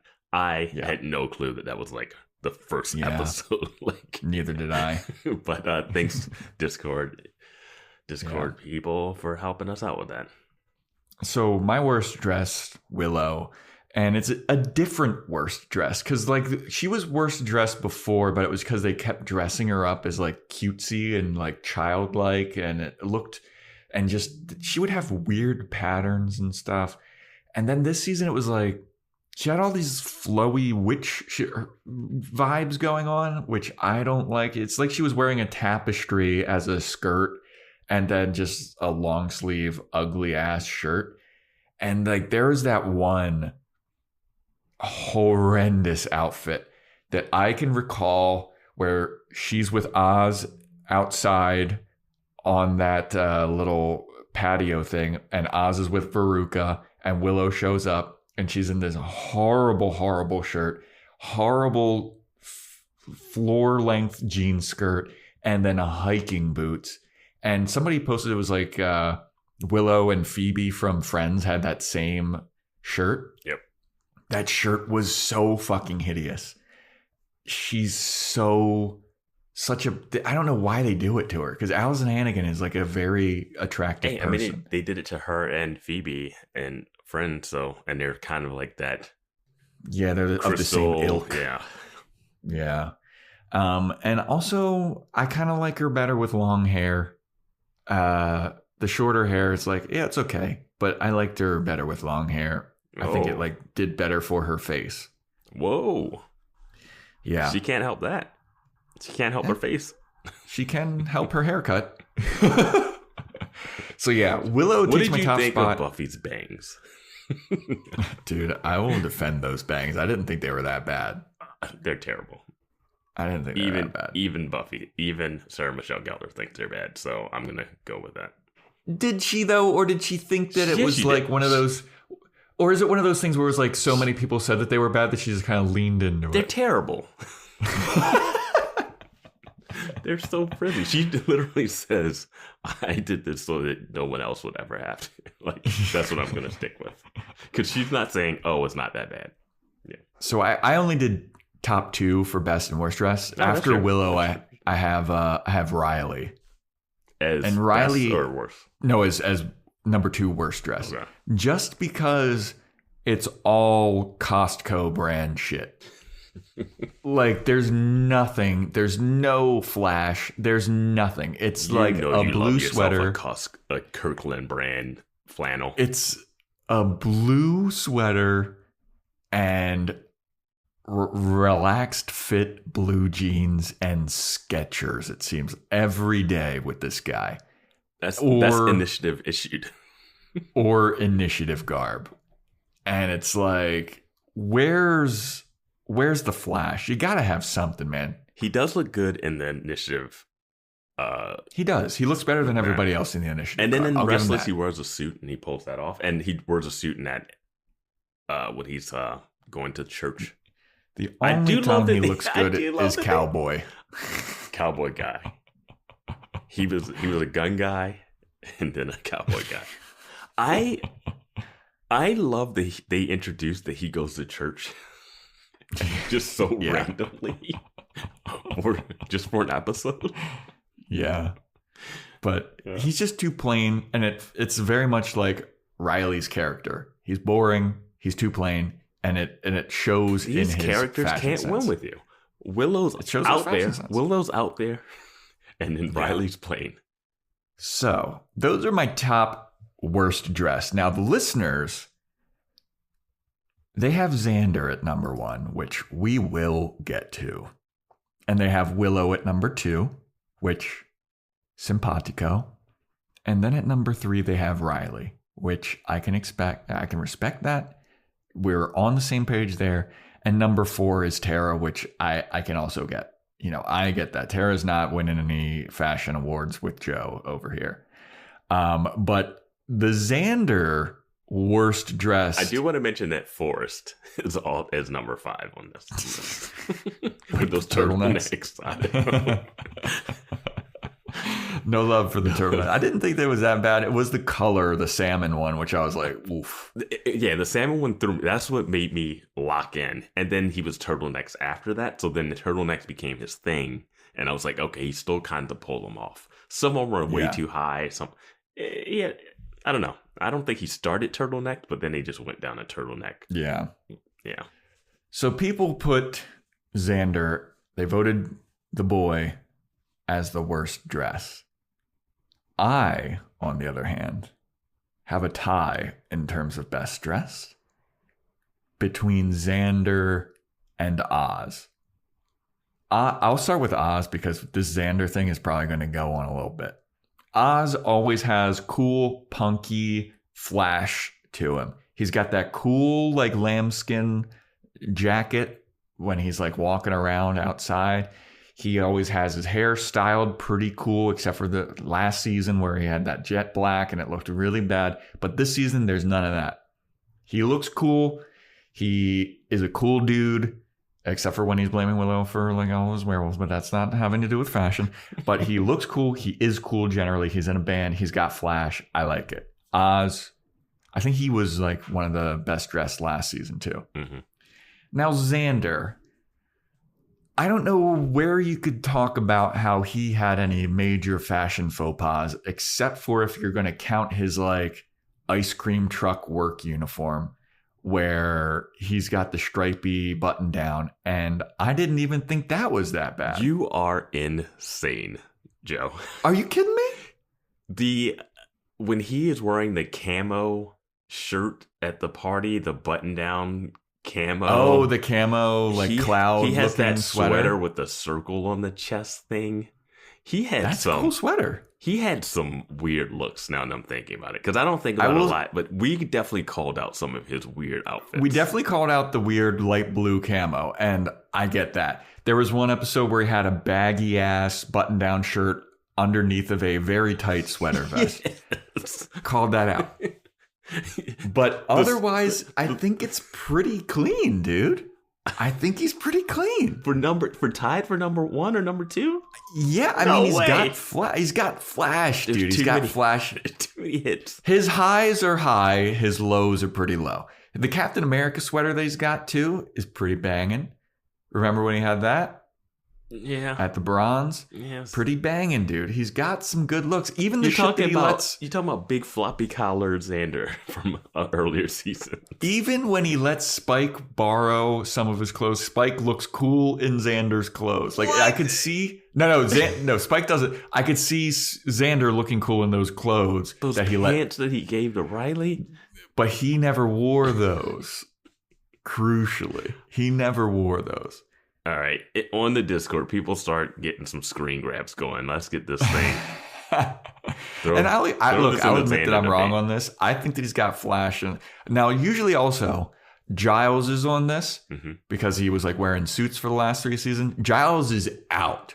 Giles kind of looks like a slob this season, if I'm being honest. He's got his sweaters and he's got his jeans. Like, he's got sweatshirts, he's got jeans. Like, he's not... Yeah, he's not wowing anybody. Giles was de facto because it was just like the same outfit in the last couple seasons. But he looked good. Yeah, he looked good, but it was like great. But it's like when you don't change your outfit and you have one that works, it's not really. It's like if you only saw Riley in initiative gear, you can't be like best dress. You know, like that's how Giles felt. Where it's like there was no range of clothing. Okay. Yeah, I mean, honestly, I can't argue for anyone else. Yeah, that's the thing is like, I mean, you could throw Faith in there, but Faith has like a couple outfits, and like she's only in there for does like 2. look pretty cool. Yeah. She's always leather. Yeah. She looks cool. Yeah, so like, I mean, I would put Faith above Xander, but like, if you're going like she's only in like 2 episodes or 3 episodes, yeah, that's what like, I was thinking. Then you have that issue. Anya is she's all over the place with her outfits. Yeah, no. Who else is there? I mean, the listeners voted Buffy, and I think that's just wrong. That's just Buffy. She has the most outfits. She definitely does have the most outfits, but the only time that I was like really wowed by Buffy was when they were out hunting at night, and she had that dope leopard print jacket. And then they run across that like dissected thing. She looked badass in that. And otherwise, it's just... She got rid of the Jackie O outfits, it seems. I know. Well, because she didn't have to apologize to Faith. Her apology fits... her apology fits are not there anymore. Which is good. That's a step in the right direction. But like, Buffy overwhelmingly won Best Dressed here. And I think this is a thing of like... People are like, Buffy's my favorite character, so I'm just going to vote for Buffy. I think Buffy's style worked for what some people like. That's what I'll say. You wouldn't want to wear what Buffy's wearing, man. In the 90s or now? Now. I wouldn't want to wear what Xander's wearing, though, so I can't. I'd wear what Xander's wearing. Yeah. I'd wear what Xander's wearing. I do wear what Xander's wearing sometimes. I know. I gotta get them Zubaz pants. Oh, God. Zuba. But so here, let's look at the breakdown of the listeners here. I'll throw Graham in there just because he seems harmless. Yeah, I don't remember. Graham is I don't like remember the what same, he wore. I don't remember. He's like the same as Riley and or Forrest. Like it's just all right. Buffy's number 1 overwhelmingly.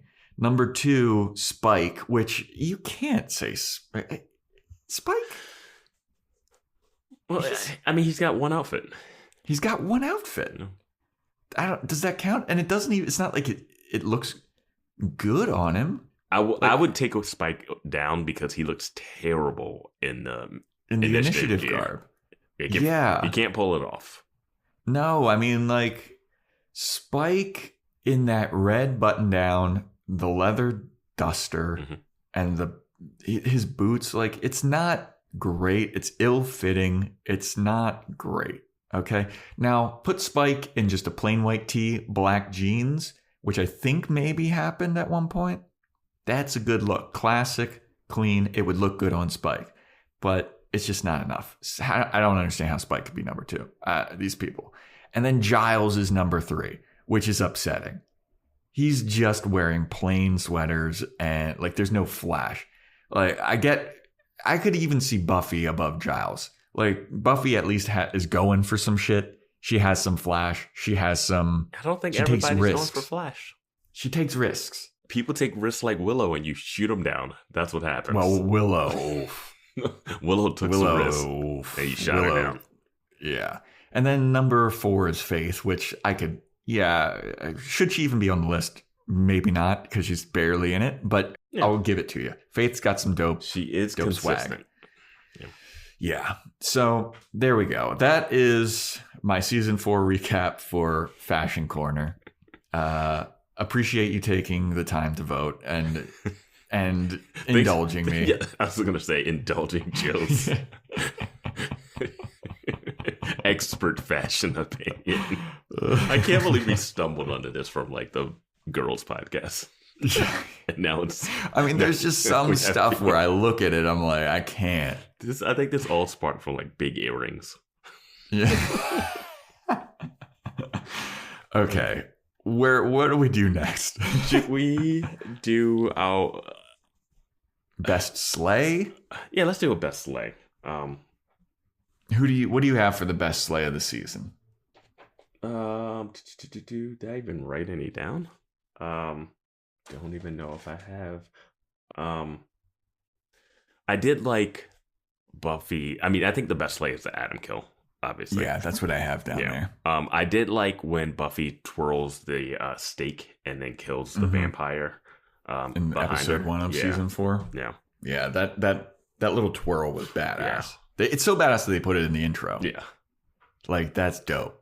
I like that they did make her do it like 3 more times during the season too. So it kept it special for that moment.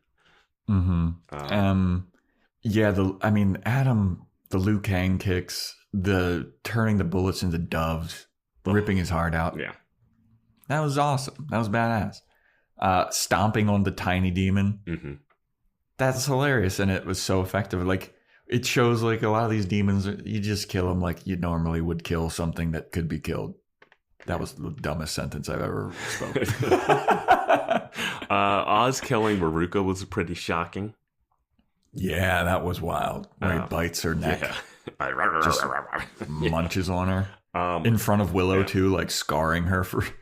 And I will say, big burn, Buffy telling off Maggie Walsh that she's coming for her. We never get the payoff, but her telling her off was like, man... Yeah, this is the power of the Slayer. This is going to be on. Oh, no, it's done not. Fucked up. Yeah. Yeah. So those are our best slays. Yeah. Should we do like our favorite moments and biggest disappointments, or should we read some of the listeners' favorite season 4 podcast moments? Let's do the listeners' stuff. They've been on the sidelines patiently waiting for their involvement. Well, yeah, we got Q&A about their poll stuff. Yeah. I wrote down some of the like moments that they liked, their favorite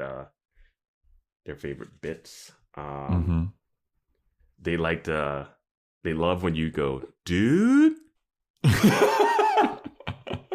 And I like it too. I like when I set something up that had you do that.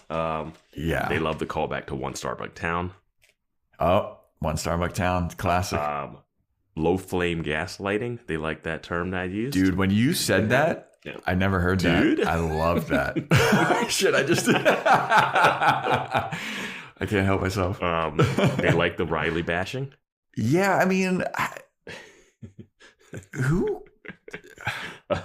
I know that we've had people on Discord be like, no, Riley was my crush when I was watching this initially, and it blows my mind. That dude is such bread. They like our bit about Buffy telling Riley that Forrest is dead. Forrest is dead.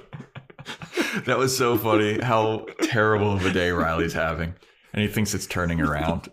Okay, so you met my vampire ex-boyfriend. Your best friend's dead. Yeah. I'm so in love with you, I can't think straight. Okay. And then people always love the recaps and then the corrections. Yeah. And that won't ever change because we're gonna recap we episodes. Fuck stuff up all the time. Yeah. And I never correct you because I'm like, oh my God, Joe, you're messing up. I correct because as a podcast listener, I know how it is when you're listening to something and you're like, dude, that's completely wrong. Or like, oh, that's not how that happened. And I sometimes mess up stuff and mix things up. You mix things up. It's going to happen. That's podcasting. But if one of us notices it, then we'll call it out. If I'm misquoting and Joe wrote the quote down, he'll call in. So, we try to, at least the two of us to try to balance out the our two heads are better than just the one of us with it. I mean, I think I said it on Discord. Like, I usually watch these a day in advance, writing notes. Yeah. And then I'm not gonna be perfect. All right, no, I'm not gonna be perfect. Yeah, we're not transcribing these. Yeah. So I appreciate your patience, listeners, and appreciate Vance's corrections as well. Sometimes I'm glad that they like it. Yes. We should do really quickly. We had the listeners rank before we get into like our biggest disappointments and some Q&A questions. We had the listeners rank their favorite podcast episodes of ours, and they're just okay podcast episodes. And the list for favorite, we're gonna go favorite and then worst, because that we're gonna do it the opposite way. We're gonna end on a downer. So people seem to really like our Hush episode. Yeah. Okay. I mean, the episode's good. The episode's good. It's fun to talk about. I mean, we were jazzed about how awesome it was. Just like, and we had known gushing about over it. This episode coming where they couldn't talk. Like, I knew about that in a musical. That's like stuff that we knew. But yeah, the Hush really was good. It wasn't gimmicky and bad. It was really good. Second favorite was Superstar. The Jonathan episode. Yeah. I mean, I'm sure we had a lot of fun talking about that one. And then tied for third is Something Blue and Beer Bad. I feel like we may have changed some people's mind about Beer Bad. I think we may have changed some people's mind about Beer Bad, but apparently, according to the worst episode, not so much. I think people just enjoyed us talking about it. And then number 4, Living Conditions, which one person did say we changed their opinion of. Yeah. You know, as long as we make someone not skip it right away, maybe watch it again. Because there's other episodes I'd probably skip, the more serious downer ones, but yeah. Yeah, like Amends. Moving on. So the Just Okay episodes. AKA the least favorite. Least favorite. And some people have said, hey, we voted, but like we like them all, but like because we don't have anything, whatever. And we just like wanted to give people the option, you know? Yeah. We're not perfect. And we're curious. The Yoko factor was number 1. Which is crazy to me. Really crazy. Every once in a while, after we're done recording and we hit stop on the record button, me and Vance will be like, we fucking nailed that one. Yoko Factor was one where we were both in accord of like, we nailed it. And the download numbers reflected that too. Yeah. No, that was one of those ones where we felt like it was such a crazy episode that I was like, when we talk about this, it's going to be insane. And then we were just like, I don't know, it had that balance of bits that we did in it and like comedy stuff and like, oh wow, we just actually like compared something. Like, I don't know, it just had a good flow, the episode we felt. And sometimes we'll record an episode and be like, man, I don't know if that was a good one. And then we'll listen to it back and it's like, oh yeah, that actually wasn't that bad. Yeah. But this one we left being like, this is gonna be podcast gold. Only to come to the poll to find out it's just okay. Yeah. We were way off. Number 2 on the list is Restless. I could understand that. We were not very jazzed about it. If it's one of your favorite episodes, you wouldn't like hearing us kind of bash it a little bit. And I get that one. And then The Freshman was tied with Who Are You for Just Okay. So that's the first episode of the season. And then The Body Switch. The Body Switch. Where we came up with Fuffy and Baith. We came up with Fuffy and Baith. Maybe that was a little too confusing. I think it was less confusing than anything else we would have tried to do. Yeah. Then that one also led to the Watcher Goon debate about whether the one guy, Weatherby or whatever, thought that it was Buffy and Faith's body. God, I tried to stop that. From snowballing, and it just got it. I don't know why. Yeah, I don't know. I don't really remember The Freshman that much. Oh my God, that was 5 years ago. Half a year ago. But all right. Well, we promised to do better. We'll try better. We'll try to do better. We're going to keep doing what we're doing. I mean, we were way off on the Yoko factor. When I saw that, I thought that was hilarious. I think one of the Q&A questions was like, what episode did you guys feel good about? And it's like, well, one of the Q&A was like, are there anyone that you're like, yeah, we nailed that. Yoko factor was definitely that one where we were both like, fucking yes. Yeah.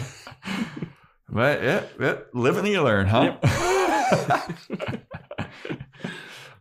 This episode is brought to you by Etsy. Oh. Hear that? Okay. Thank you. Etsy knows these aren't the sounds of holiday gifting. Well, not the ones you're hoping for.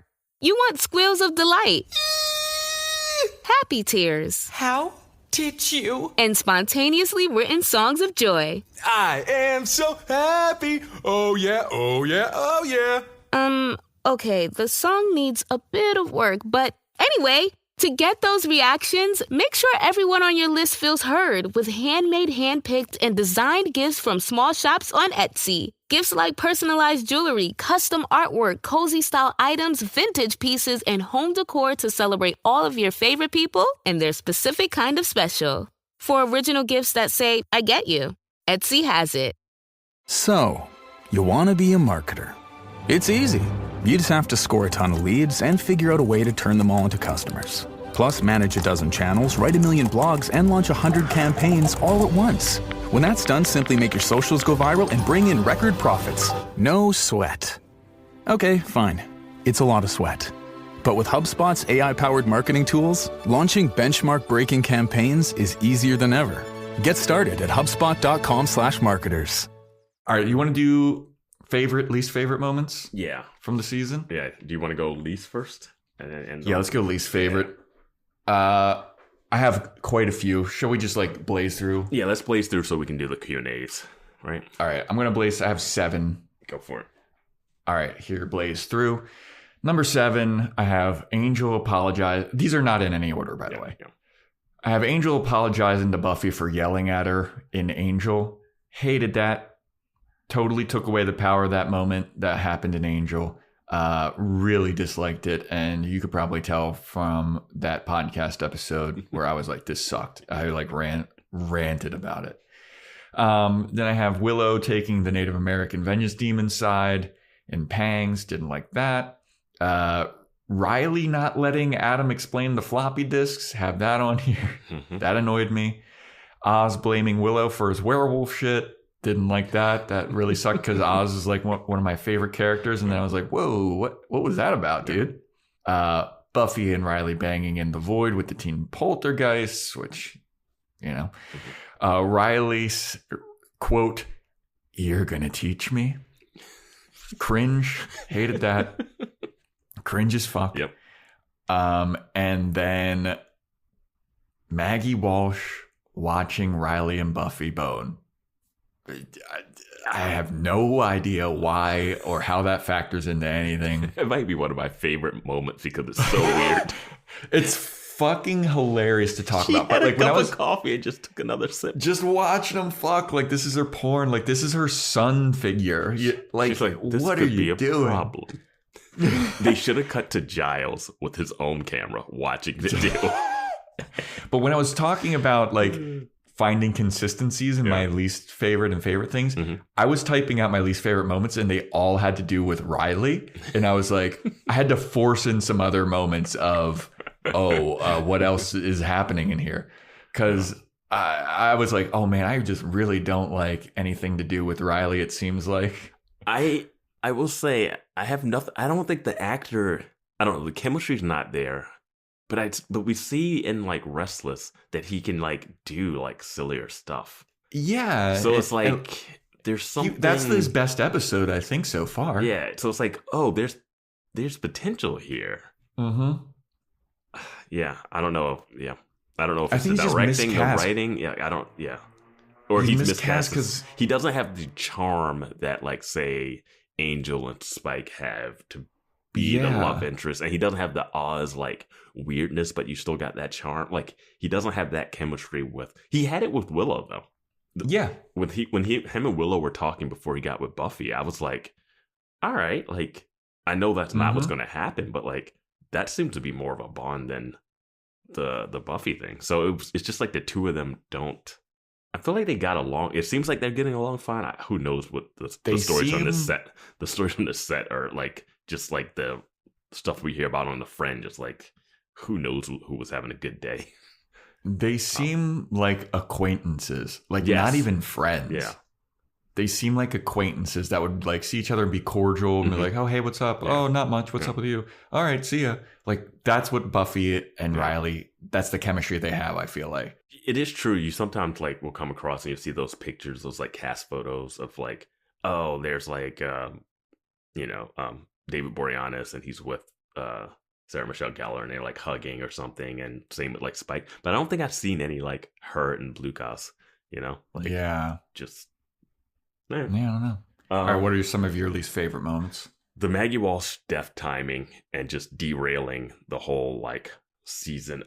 It's just not even derailing it. For me, it's that we don't get the payoff of Buffy's line of now you have to face me. and we don't get like that tension between Giles and Maggie Walsh being like a teacher figure. It was like all the stuff setting up just to be like ripped apart. That was, I don't know if we're doing it separately, but like most disappointing things. Yeah.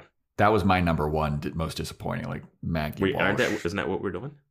What are we doing? Well, I did moments and things that we were disappointed in. Oh, okay, yeah.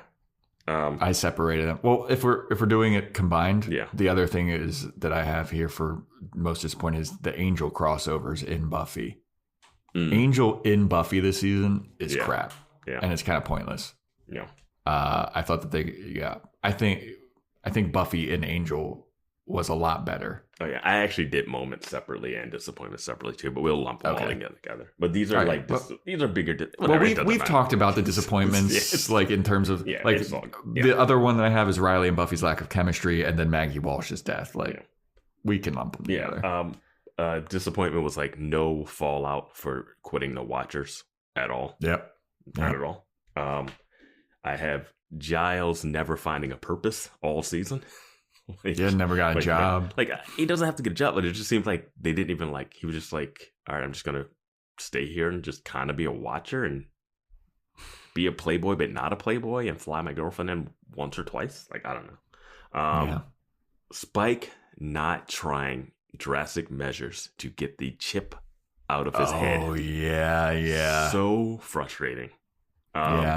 Amy's still a rat, but here's a caveat to that. Does she deserve to stay a rat? Because in the gingerbread episode, they're all tied to the stakes. And she turns herself into a rat and bounces and leaves the other two. She's looking out for number one. Yeah. What a cruel fate.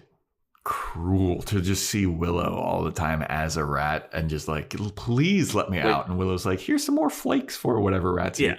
Flakes. Pellets. I thought of fish.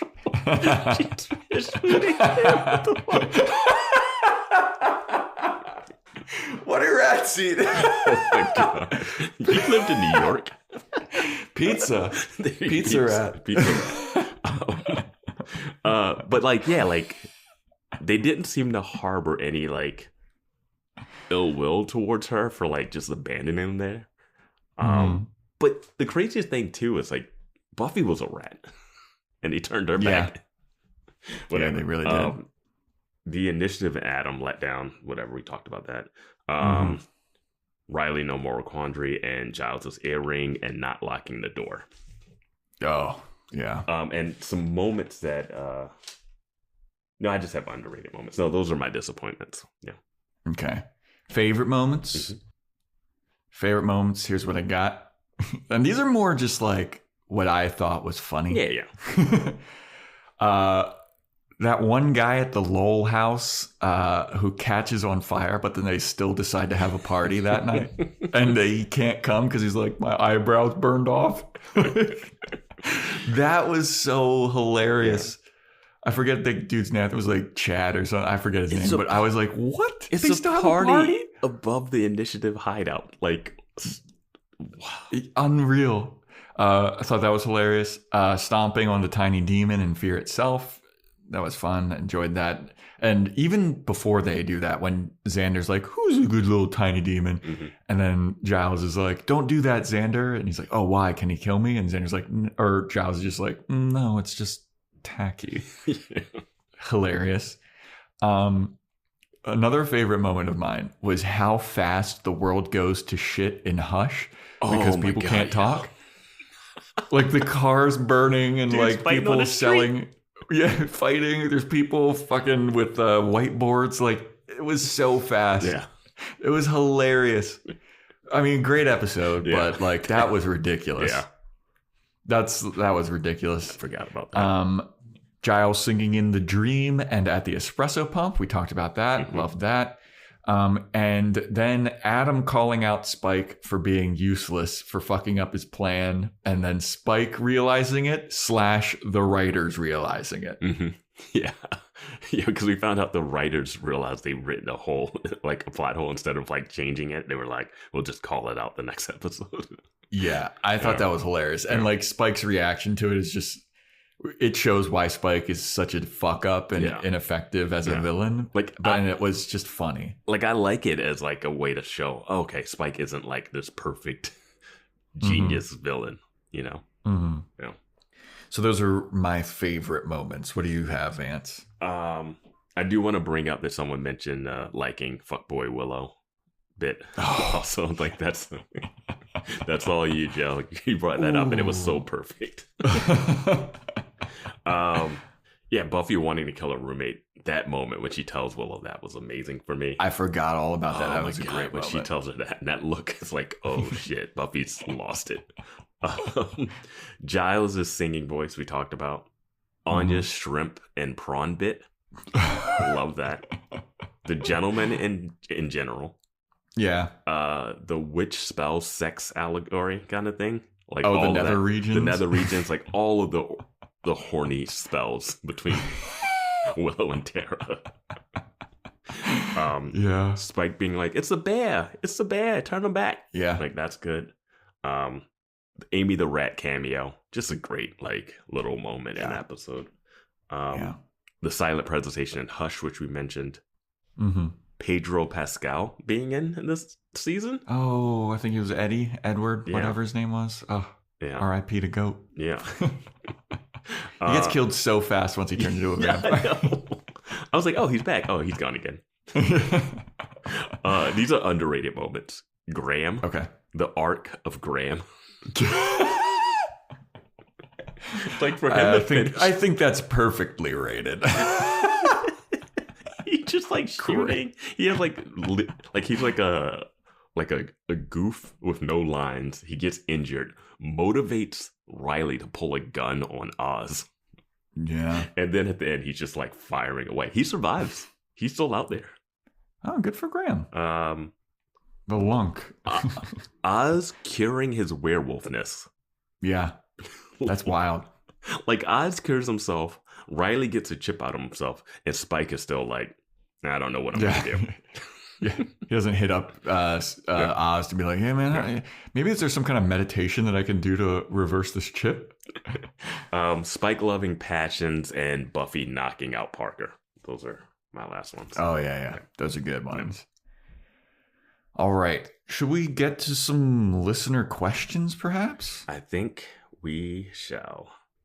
All right. You pick one, and then I'll pick one. Do you have one that you want to go with? Or I'll go with. Someone mentioned, let me bring it up. Mentioned, do we think there's any credible threat to Buffy? Yeah. And my answer is absolutely. There's a whole bunch. Sunday was a credible threat to Buffy. I will say the biggest threat to Buffy is a random stranger with a gun. Just, dude, she's so killable. Yes. She's so killable. A car not running a stop sign. Like,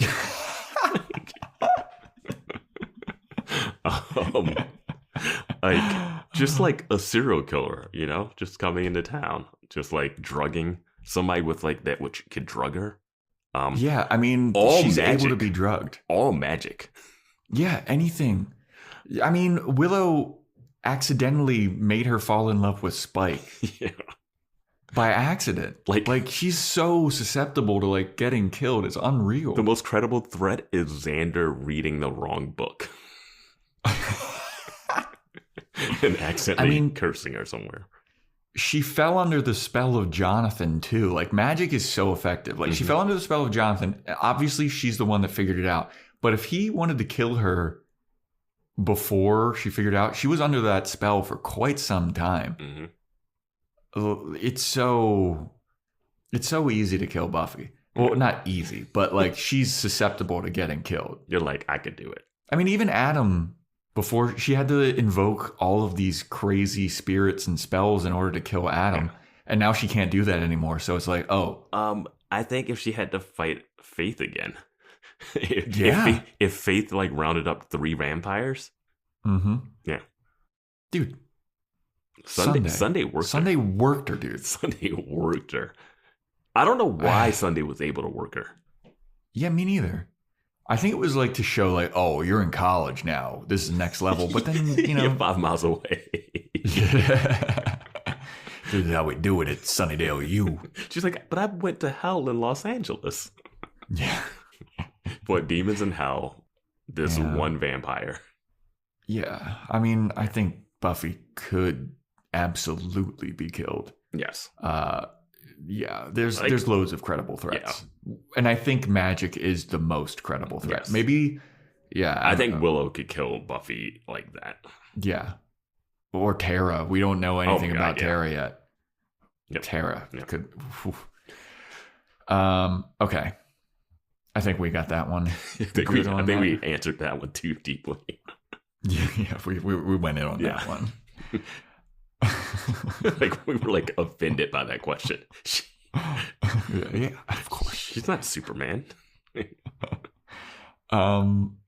Okay. Here's one that I think was an interesting question. If you had to choose one Scooby to be killed off the show, who would you choose? Now, are we talking the original? I think you have core to go, four. I think you have to go core, and because I don't think you can throw Anya or Tara into it. Yeah, or they're still kind of like, they're not in the opening credits. They're not. Yeah, but I think you Riley's in. Riley's no, in I mean, but Riley just started. Yeah, we're going core four here. Yeah, I have an answer that might surprise some people. Are you going to say Buffy? I'm going to say Xander. Xander would be the least consequential death. Xander's the obvious answer there. Yeah. Now, I was trying to think, like, killing Giles would be weird because he's like a glue holder for them. Remember when we thought Willow was going to be a watcher, but then she became a witch and we were just off by some letters. Yeah, so like, but she wouldn't have the same like, you know, like overarching like adult presence if Willow took over. And there's like no one that can fill that void. Yeah. Wild card. What if Buffy died? That's gonna be my wild card. Buffy dies, and we get a fuller version of what we saw that season that she left, and they started being their own like white hat team. Yeah, I mean that'd be super interesting. We'd have to change the name of the show. Maybe that's how it ends. Maybe Buffy dies in the end. Well, sacrifice. Yeah, I mean, I think they kill the last vampires, and then it's all over. It's everything's rainbow comes out, and we're all good. Yeah, she finally defeats evil, fulfills her destiny to be all those other slayers that have been training to be slayers are all pissed off. They're just waiting.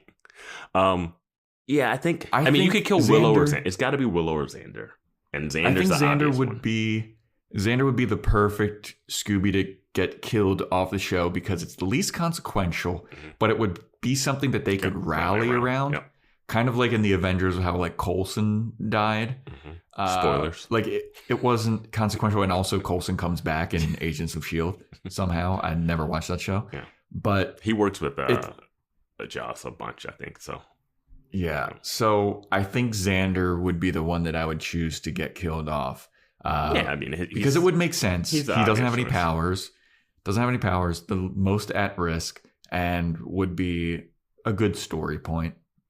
I think Willow dying would be shocking. It would be, yeah. Yeah, that would suck. Yeah. I wouldn't want. I think that would hit me as a viewer more emotionally. I think. Yeah, same. Like I would miss Willow more than I miss Xander. I think. Yeah. Yeah, because she's a sweetie. Yep. So there you go, Xander, my boy. Yeah. The one that I defend. There you go, Xander slanderer. There's your breadcrumb. Yeah. Here's one question was like summarized. Like, would past Joe and Vance like this show if they watched it when it was airing? See, I would have been when it started airing. I would have been 9 or 10. Mm-hmm. And I think I was still into like Pokemon at that point. I don't think that I would have been. Aren't you still into Pokemon now? I literally just bought new Pokemon Snap this morning for Nintendo. You said it like I was into Pokemon back then. Literally just bought it this morning. Oh man. No, but I wasn't mature enough. I don't think I would have gotten it. I mean, did you not watch? I mean, I don't know. Like I'm trying to think. Like I would have been older, but I watched the OC though, and that those seems what years did that come out? The OC. That's around I feel this like time. I may That's have around been a this time. teenager. That's around this time. The OC came out in 2003, so I was 13. I was more of a teenager, so I could get in. If I was 13, I probably would have liked Buffy and watching it air. You wouldn't have liked the like demons and stuff watched from the first season if you were 10? I don't think so. I think I was. Yeah. It's hard for me to figure out because I know like around this time like Family Guy had just come out, which is crazy to think that Family Guy's still like on. Right, dude. But I remember that coming out and being like crazy because it was like that that humor that they just cut away, the cutaway humor that hadn't been on TV before. But I watched a bunch of shit. Like I don't remember what like network series I watched from that time. Like whatever, are you Googling what other shows were on? And I mean, back then, because I was 9-10 years old, like I was just watching whatever my parents put on. It was like Everybody Loves Raymond and King of Queens and Yes Dear, and I definitely watched a lot sitcoms. more sitcom stuff. But then I would watch, I don't know what show at night that I was like locked in on. I can't. What shows came out? We should have done research beforehand, but yeah, I mean, year 2000. I don't know. I mean, I was 9 or 10. I was like into skateboarding and Pokemon and Tony Hawk Pro Skater, and I think I watched like sporadically X-Files, like whenever that was out. Like, but I didn't watch it like every week. I don't think I ever got into those like WB shows for whatever reason. Yeah, but I'm saying like if you had seen it, then you probably would have hated it. You're saying, like, that's the question. I mean, I knew it existed. I just never watched it. So I guess that answers the question. You know, like I was definitely like 2001 Scrubs came out. I remember watching Scrubs, but I don't know if I watched it when it came out originally or just reruns of it.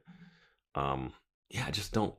I would say I would probably watch the show, but I probably at the time period probably wouldn't have been like into it like I am. Like now is that time where you can like watch a whole series and sit. Like I don't think I would have been doing that. Yeah, I don't think if I would have seen it, I don't think I would have been like, oh, I don't like this. I could have probably gotten sucked in. I think I might have gotten sucked in if I watched it, especially if I watched like the witch episode and she's uppercutting a witch lady and cheerleader are catching on fire. Probably tuning in the next week.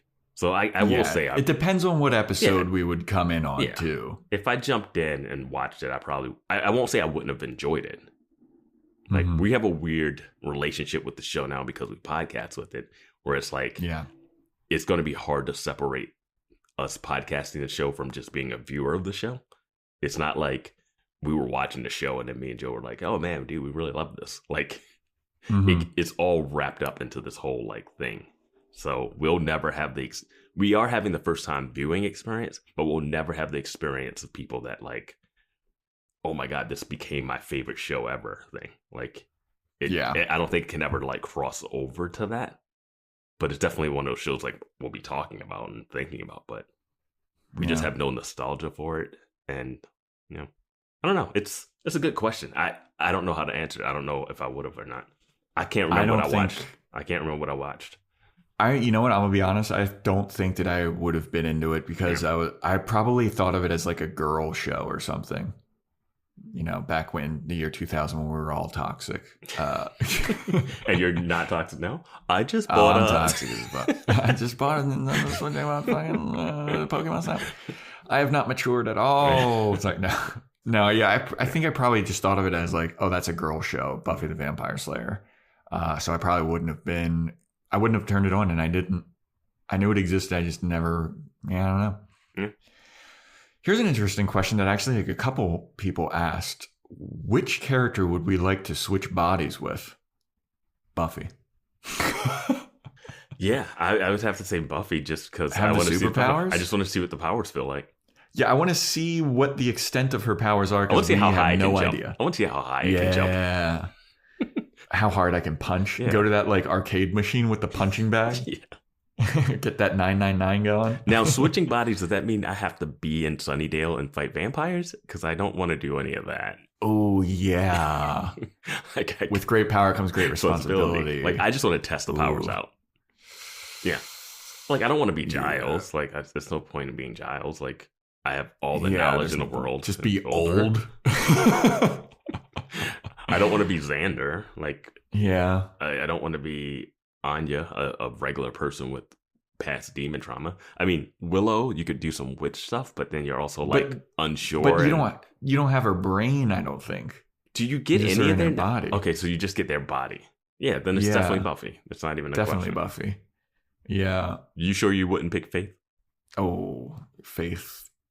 Yes. Either one of the Slayers, absolutely. Yeah. I'd pick Buffy. I wouldn't want to be a vampire. That would suck. Yeah. Yeah, you want one. I feel like we could open this up to like any of the demons too. Who do we? I want to be Forrest post surgery. Punching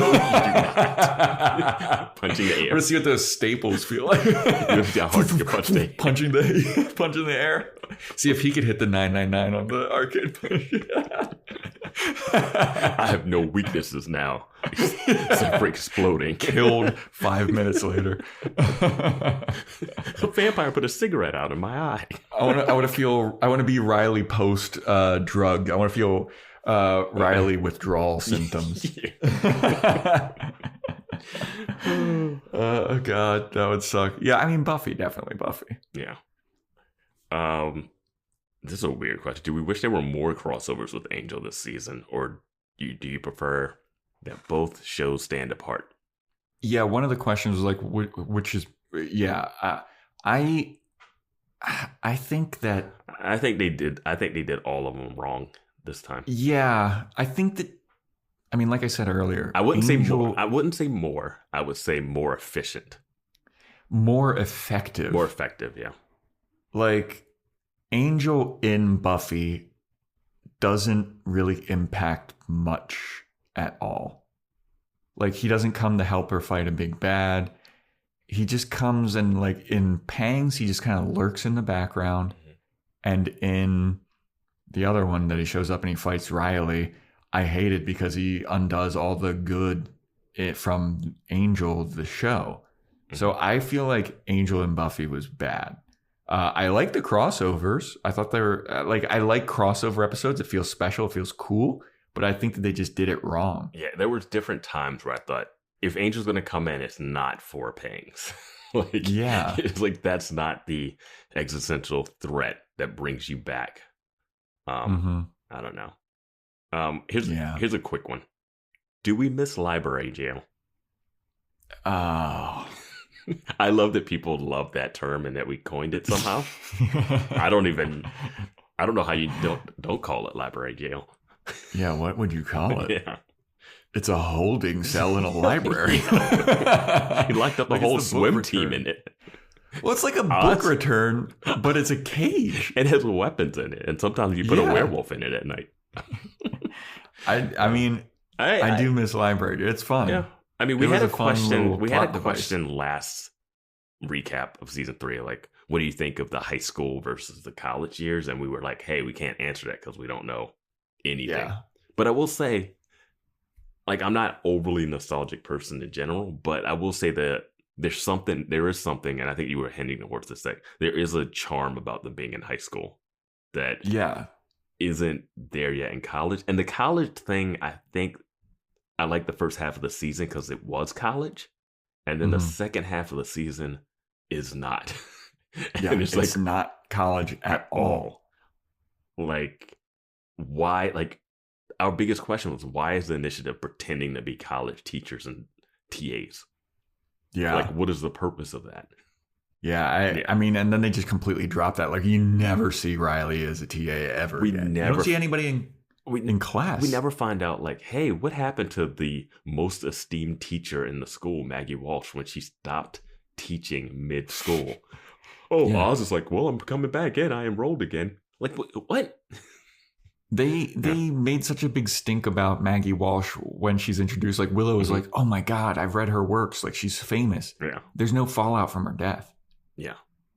Yeah, right? Like Willow knew about her before she showed up there. Like, you would think there'd be a whole, like, meeting of, like, hey, we don't know where this person is. But, yeah. Yeah. All right, you want to do one more each? Yeah, let's do one more each and then like one little quick one that we have. Okay. And then we have to do All right. something that we completely forgot to do, which sucks, but we got to do it. Okay. Okay. One person wrote that they love Tara and she's one of her favorite characters. And so far, we're not that big a fan of her. But is there anything that we do like about her currently? Like it says, like, I know you're curious about where she goes and like what happens with her in the future. But is there anything that we like about her as of right now? I like the mystery of what she might be. That doesn't, but I think that she's saying that doesn't count, or whoever wrote this question is saying that doesn't count. Because I like that too. Yeah. She's got good taste in cute cats. I mean, she has good intuition, but that's also probably her witchy, demony powers. Like the fact that she knows which, like, there's nothing. Seems like she's nice to Willow. Yeah, I like that. I like when people are nice to Willow. Well, she's nothing without Willow is the issue. Yeah. Like here's the thing. Anya was a vengeance demon before she started dating and Xander and stuff. So she has like this weird backstory that you're trying to figure out when she gets integrated, you know? Mm-hmm. And she also has this like, well, I'm bawling. I'm bouncing out of here because the ascension is happening. And I'm like, oh, there's agency from a character. With Tara, I just don't. Like, she's nice enough. I hate the like weird stutter that they gave her, but I get what they were trying to do. But that's something that people used to do in the 90s and 2000s were like, oh yeah, let's make her like really awkward and give her this like stuttery trait. And it's like, it comes off weird. It's played weird sometimes. It's just, I don't know. There's not much to go off of. Like, yeah, I'm like, I could see liking Tara if like you saw yourself as this person, you know, like if you saw yourself as that like outsider at school that kind of like things that other people didn't, and like you were really quiet and like she's kind of introverted, but like she could be interesting, but we never broke through the interesting layer. Like we never got a chance to see her hang out with the Scoobies. Yeah, like she just stood there, and then Oz showed up, and then it became an Oz and Willow story. Yeah, we talk about how Willow never asks her any questions about herself, really. Yeah, and that plays into this because we don't know anything about her except for that she is a witch. She hooks up with Willow, and that's about it. Like we don't see her having a good time ever, really. Like I've never seen Tara laugh in this show. She's a horse girl. You know? She's a horse girl, which, nay, if you catch my drift. So subtle, Joe. So subtle. Yeah, like all that she is now is a mystery. Like that's all her character is currently is a mystery. Person that asked this question, if you were to just be in our shoes and all you've seen of Tara is this, what would you like about her? Like, what is there to like that you're like, oh, I can grasp this, aside from she's nice to Willow? Because otherwise she's just kind of like whiny and sleepy looking. And I just, all there is to her right now is the mystery. And that's about it, in my estimation anyway. Yeah. So that's where I'm at with Tara. Yeah, I can't. Yeah, I just don't know enough about her. Yeah. And the Restless episode added questions without answers.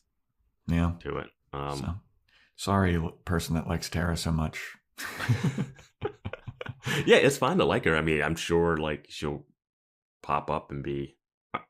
Yeah, I don't know. I don't know anything about what happens with her later. So I don't dislike her, but I don't like her yet.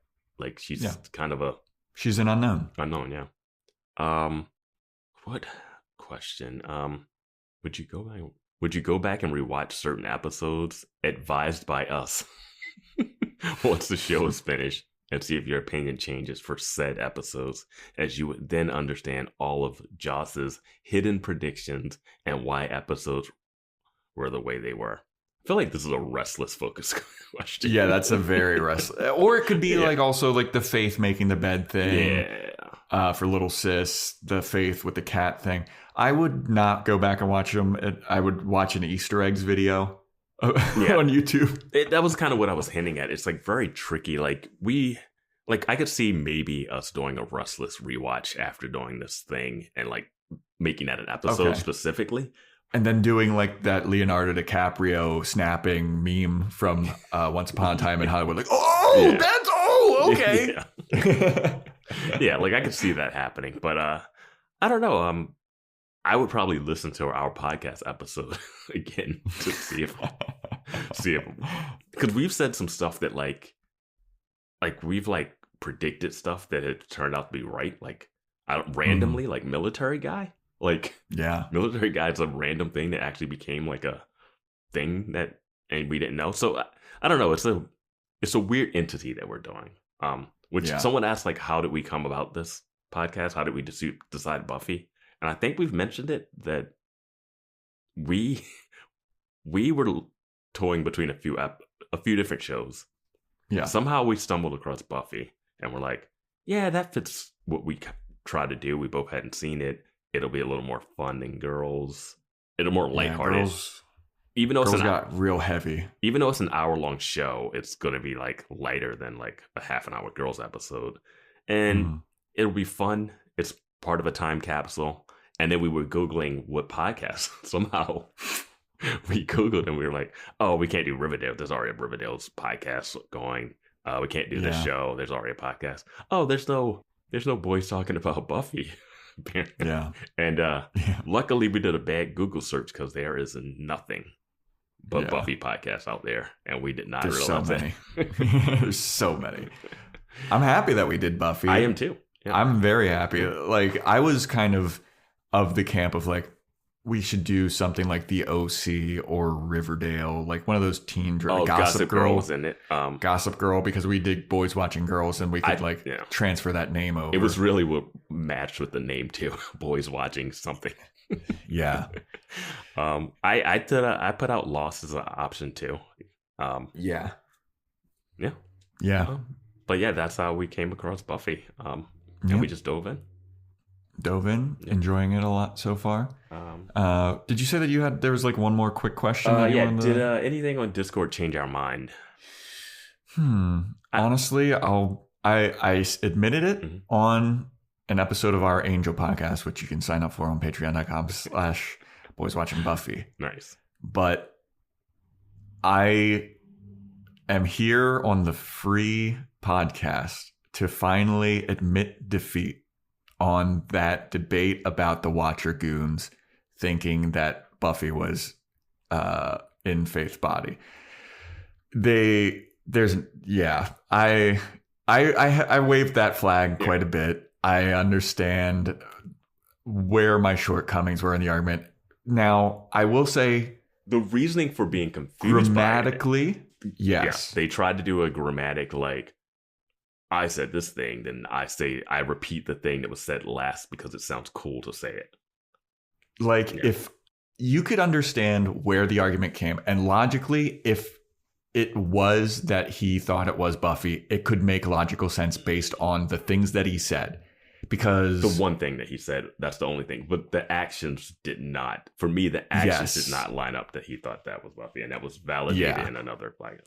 I will say this about when we get stuff on Discord. I think Discord for me, it's more like clarifying stuff.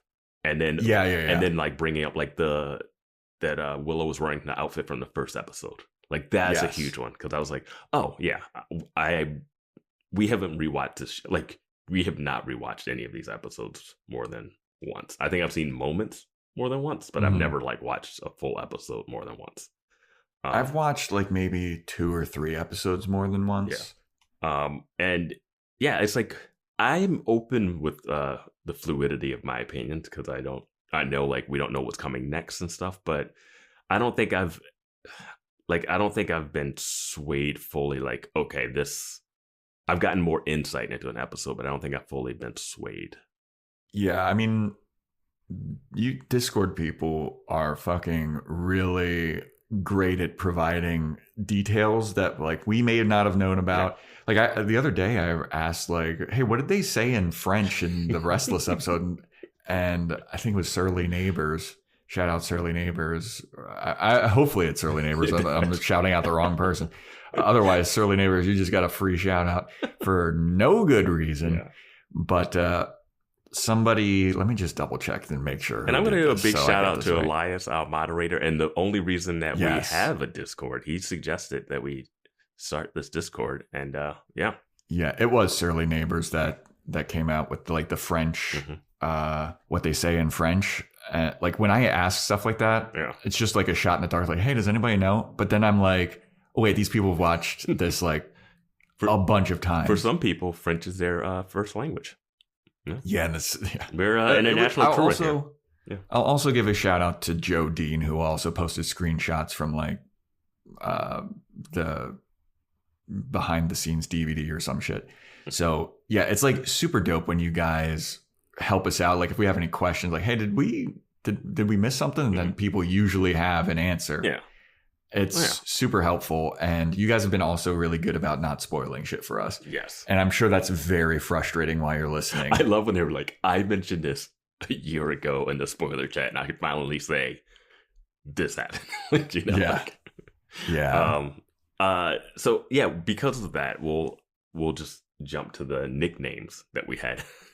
Yes. There was a big debate, or like we're trying to figure out if they're a nickname for the Discord users, or just our listeners in general, you know.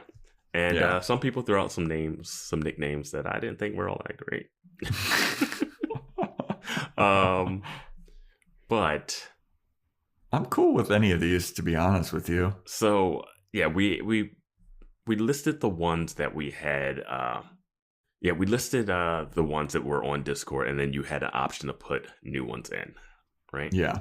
And the top winner right now is Buffoons. The Buffoons. I like Buffoons. When somebody put that in there, I was like, oh, okay, I can see that. I like the look of it when you read it. I don't know if I like constantly calling our listeners, hey, what's up, you buffoons? Yeah, no, people like that. Number 2 was Boy Toys. How is that worse? How's that better than buffoons? I don't think it's better. I'm not saying it's better. That's like objectifying. I know. I'm not saying it's better. Number 3 is Boyies. Boyies. What's up, boyies? Like Scoobies. Boyies. The one that I pushed back on was... Wait, that's not number 3? Oh, no, that's not number 3. Sorry. I was just reading down the list, actually. Yeah. There's a tie for number 3 between Boys Friends and Buff Boys. Buff Boys makes me think of I Think You Should Leave. That's where I came with it. The Little Buff Boys sketch. If you haven't watched I Think You Should Leave, you're missing out on a lot of references that we make on the show. That and Pitch Meeting. Watch one Pitch Meeting on YouTube, and I Think You Should Leave on Netflix. I Think You Should Leave is a great sketch comedy show, and Pitch Meeting is a great YouTube web series, I guess. Yeah. Look them up. I think Buff Boys also will eventually be a Buffy podcast in like a couple years. Yeah, probably. Boys, they're gonna see our template and like steal our shit. Boys Friends is hard weird. To say. Hard to say. What's up, Boys Friends? Yeah. There's what was the other one? Yeah, Boys is the 5th. Yeah, Boys is number 4. So here's some that got listed: Watchers, Voyeur, like voyeur, but in a sexy way. Voyeurs. Schoolboys. Schoolboys. I kind of like Schoolboys. Schoolboys, all right. Is it too? Yeah. What's up, Schoolboys? Is it? Hey, what's up, Schoolboys? I'm testing it out. Hey, what's up, Schoolboys? Welcome to another episode. We're 4 seasons in. And we're just. Is it Schoolbays? Is it Schoolbims? Oh yeah. Is it too? Will all the I mean, Buffoons is gender neutral. Buffoons is gender neutral. The Espresso Pumpers. I don't know what. Use that for your fanfic. The Boys Watchers Council. The Council. That's too long. Yeah. Sorry, person. That's a little too long. The Sunnydales. The Espresso Pump. The Espresso Pups. Espresso Pups? All right. The Chosen Ones. Ooh, what's up, Chosen Ones? Are we talking about Jewish people now? It gets very cult. That sounds very cultish. Yeah. I mean, we're starting a cult, but we don't want to. We're starting a cult for sure. But we don't want it to be that obvious. The High Stakes. I don't know if that's a reference to something later. I don't know. Like stakes, steak, like staking a vampire. But how are they high? What's the high? I don't know. The boy stakes, and then another Watchers. Yeah. I think we're still gonna have to just let this. We're gonna have to take some more. I don't. We're gonna have to. We have to. Do we have to let it linger? I'm putting it on the record. I like buffoons. I like boyers and schoolboys. Those are my top three. Those are gender neutral. They apply to everybody. How does schoolboys? Buffoons is goofy. Schoolboys gender neutral? Oh yeah, you're right. Schoolboys is not. Gender It doesn't. Never It mind. doesn't necessarily have to be gender neutral. I mean, Yeah. you know, we're just gonna go with boy. No. Yeah.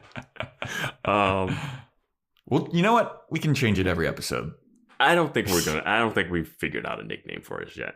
I don't think we have consensus. I mean, according to this, is buffoons, but Yeah, according to this, it's buffoons. Is there anyone vehemently against buffoons? yes, Is the question. that's what should happen on the Discord when you're sending in Yeah. pictures of Xander's bad outfits. Also, all right, we used to do this, and we're gonna do this in the next 15 minutes or 10 minutes. This is what we're Okay. gonna do.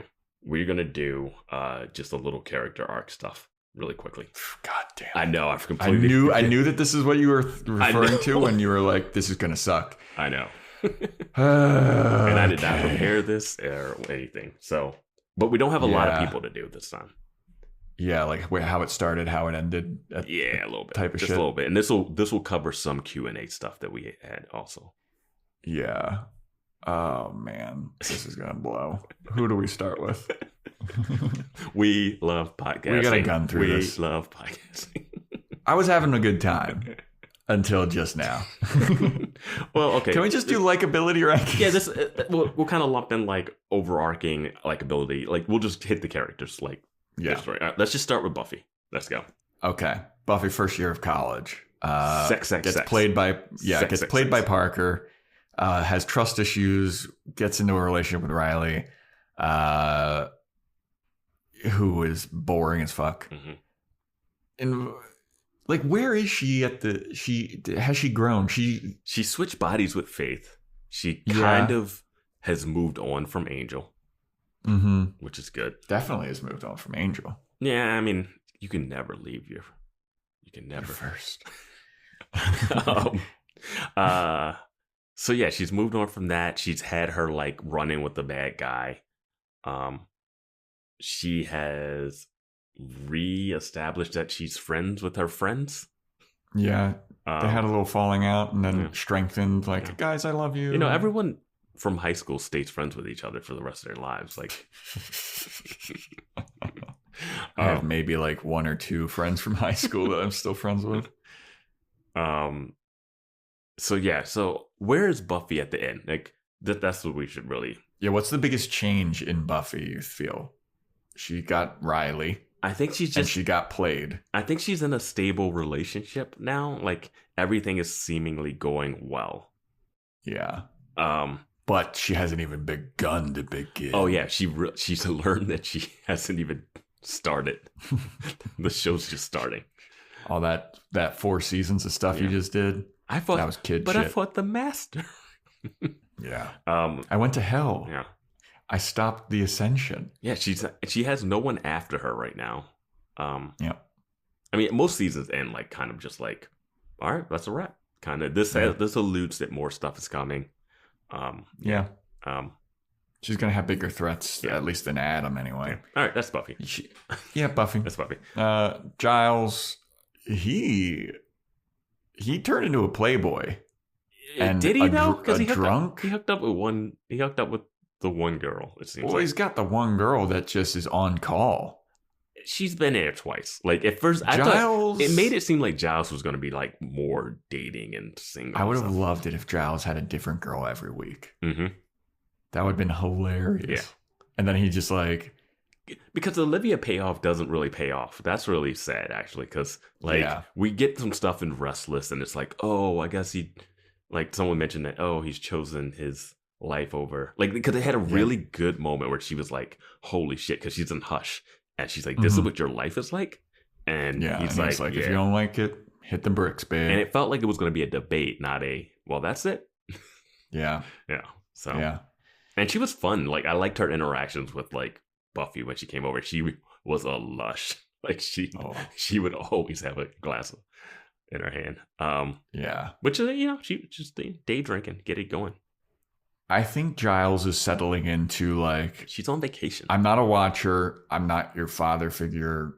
I'm like here for you. I'm here for you to help situation, but like not in any official... Like I'm here for you whenever you need me.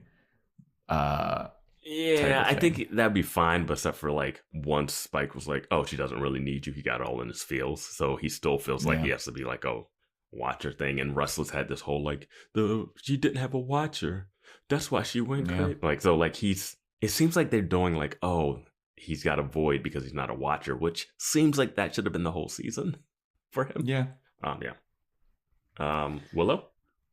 Willow's got a lot going on. She's the most changed character. She's did anything happen to her? Did she do something? I mean, even if you take away her relationship with Tara, she has gotten so much more powerful as a witch. Yes. Like, she's mistakenly getting god powers by just being mad and being like, I'm going to do this spell to cure my broken heart. Yeah. That's wild, man. Like, she's doing it, man. And then obviously Tara. Yeah. Big change for Willow. But, yeah, she also had her friendship with Buffy questioned a couple times throughout the season. She decided to like stand by her. I feel like we've missed out on some of Willow Xander. We got it in that one episode, the Something Is Blue, where she goes down and stuff. But like, I kind of like the Willow Xander. It's like Willow for like 2 seasons had a diehard crush on Xander. Yeah. Then she met Oz and she was like, done. Oh no! Then they actually started like making out and kind of having a weird like affair kind of thing, which was crazy. So, and now she's just like done with Oz, now with Tara, and there's like no lingering like Xander thing. And Xander had like an obsession with Buffy, which I think it's kind of gone. Like, he'll still like see her and be like, if she's wearing something attractive, he's a guy, he'll look at her, but he's not like pining over Buffy. Like, when he goes to save her, he's going to save his friend usually. In Restless, he has sex thoughts about like literally everybody else except Buffy. Buffy's his like sister in that dream. Yeah. I think he's like, I mean, I guess we can. He's gone protective. Yeah, he's like protective older brother mode. Yeah, he's like his big change. Feels like he thought that he was going to be okay with not going to college and be like, yeah, this isn't that bad. I'll just live in my parents' basement. And then he gets a bunch of odd jobs, gets called out for being kind of a directionless loser or whatever. And then is kind of like, man, I really am kind of a directionless loser. And I think that he's like sitting with that, you know, like there's debate about like whether or not he grows as a character. But I think him even acknowledging, even in Restless, it seems like he has a little bit of looking back on his past self when he's like looking at Buffy in the sandbox or whatever from the ice cream truck. When he's looking at that and he's in the ice cream truck, he's like, man, I used to be like so much better than now. I had direction. I had purpose in high school, but now I'm not in college and I don't have anything going on. I need to figure some shit out, I think. Yeah. So I think that acknowledgement. Which I think is a real thing that a lot of people would feel. It's like if you watch Tara in this show and you're like, I relate to Tara and she's been giving you nothing. Like, you're basically projecting yourself on that. Like, you're not a witch. You don't have superpowers. You could be like, Tara doesn't even seem like she's dealing with the like she isn't dealing with being a closeted person. Like, she seems like she doesn't even have an issue with that, you know? That seems like that's all Willow. So like, she's like, it's really just like with Tara, it's just like, I'm just this person, and you can project like yourself on this. And like with Xander, you can be like, man, my life isn't going great. And you're like, just this guy's like, if you have all your friends doing better than you and you're watching this, you can put yourself in Xander's shoes on that. You might not like other stuff that he's done in the past, but you can see that is a human character trait that you can like side with. So, I mean, even post college, like I've felt that way of like, what am I feel that way like right now. Fucking now. Yeah. And I have a very popular podcast. Like, is this podcast our legacy? But like, yeah, like that's a relatable thing to be like, what am I doing with my life? And yeah, I don't know if any of the other characters well, Buffy has that. Buffy has a purpose. Like, she never has to. Like, she has like that real world stuff. Like, well, what job am I going to get? I can't be a normal person. But like, as far as like what you do, she knows she's a slayer, and she lets people know that she's a slayer. Like, she is not shy about being like, I'm the slayer. I killed a lot of demons. My body count is this. Like, yeah. Which I mean, you can't really blame someone for being like, it's like if you're Michael Jordan, you're the best. You're one of the best at basketball. So like, it's like even LeBron and whatever else debate that people want to make. You know, so like, you can be cocky. Should we do anybody else, or are we just sticking to the core four? Just core four. Anya, I was like, I'm happy Anya's looped in. I like when she has her little bits and stuff. Faith is an interesting one that she's kind of floating around. We can't really say where she ended up because that's in the Angel thing. Oz cured his werewolf thing, sort of, but not really. Yeah, I wonder if does he come back? I hope so. I like Oz. Yeah, I didn't know if he would come back this season, come back next season. He came back for an episode, enrolled in school really quick, left. Then left. Yeah, that was an eventful episode. He went to the initiative, got broken out. Yeah. Yeah. So. Yeah, and Tara, we talked about Tara. So. So I guess we should end with some predictions. Yes. And also, I know we got a lot more questions from the people, but I mean, goddamn, come on. No, yeah. I mean, we're not gonna. we can't answer. Ask us through the process of this. Yeah, ask us on Discord. Through the process of doing this podcast, I feel like we answered a lot of the questions that were asked as well. Some of the questions were like, "What do you predict for season 5?" which we're about to get into right now. Yeah. So appreciate your questions. Yes. Don't want to make it seem like we don't appreciate that, but we got another fucking. We got lives. All right. Joe's getting tired. I have quite a few. I have quite a few predictions. I don't know how we want to break these up. I'll go first because I don't have too many. Mine are pretty quick. Okay. I think Giles gets in a relationship again, and it's really tricky. Okay. Right. I think the character that's coming is Little Sis, and Little Sis is going to be that character that I was expecting, or that I knew that was going to be in the show from the beginning that hasn't showed up yet. The actor, at least.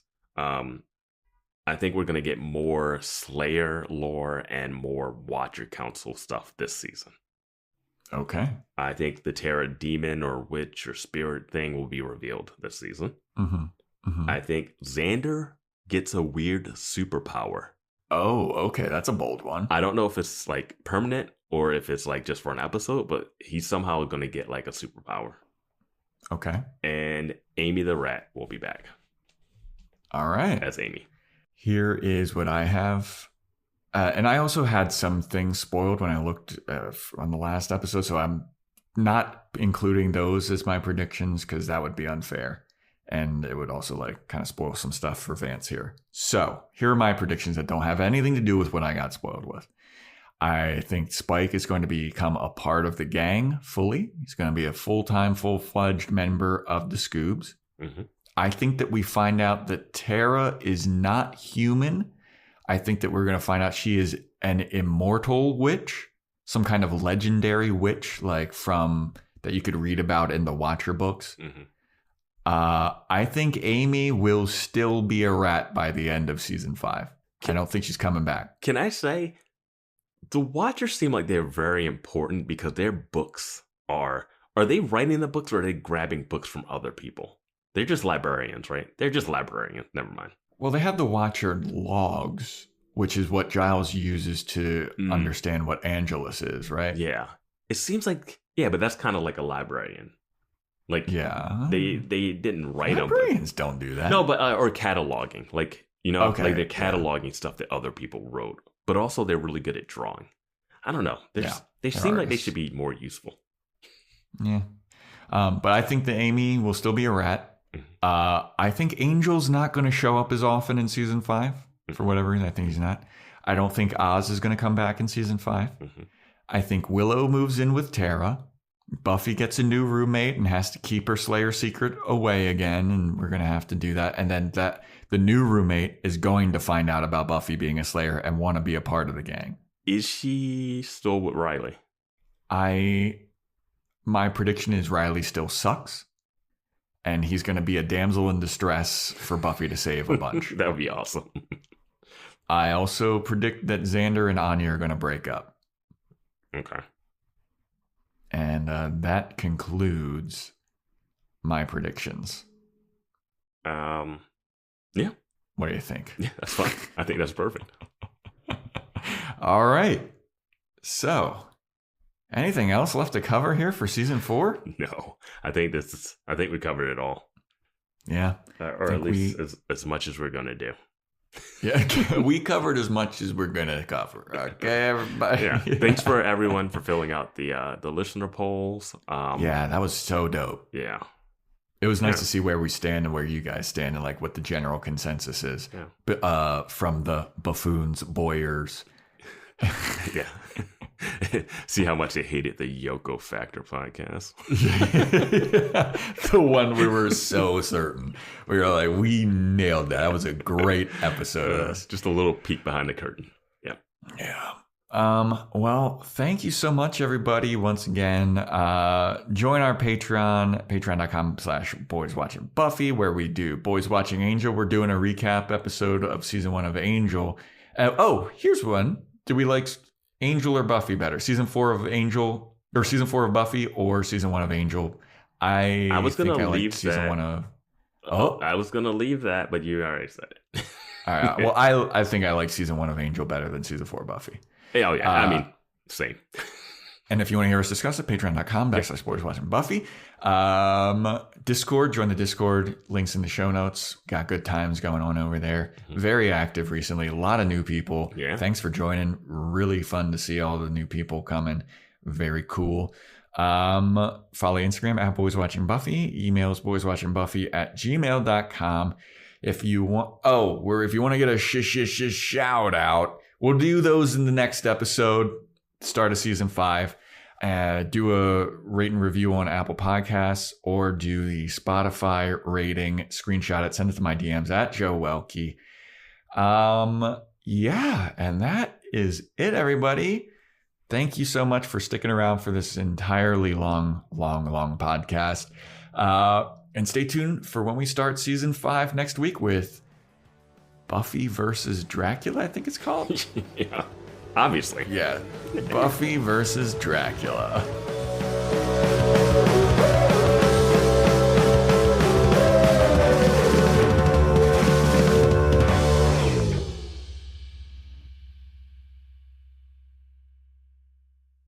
Seltzer Kings podcasts.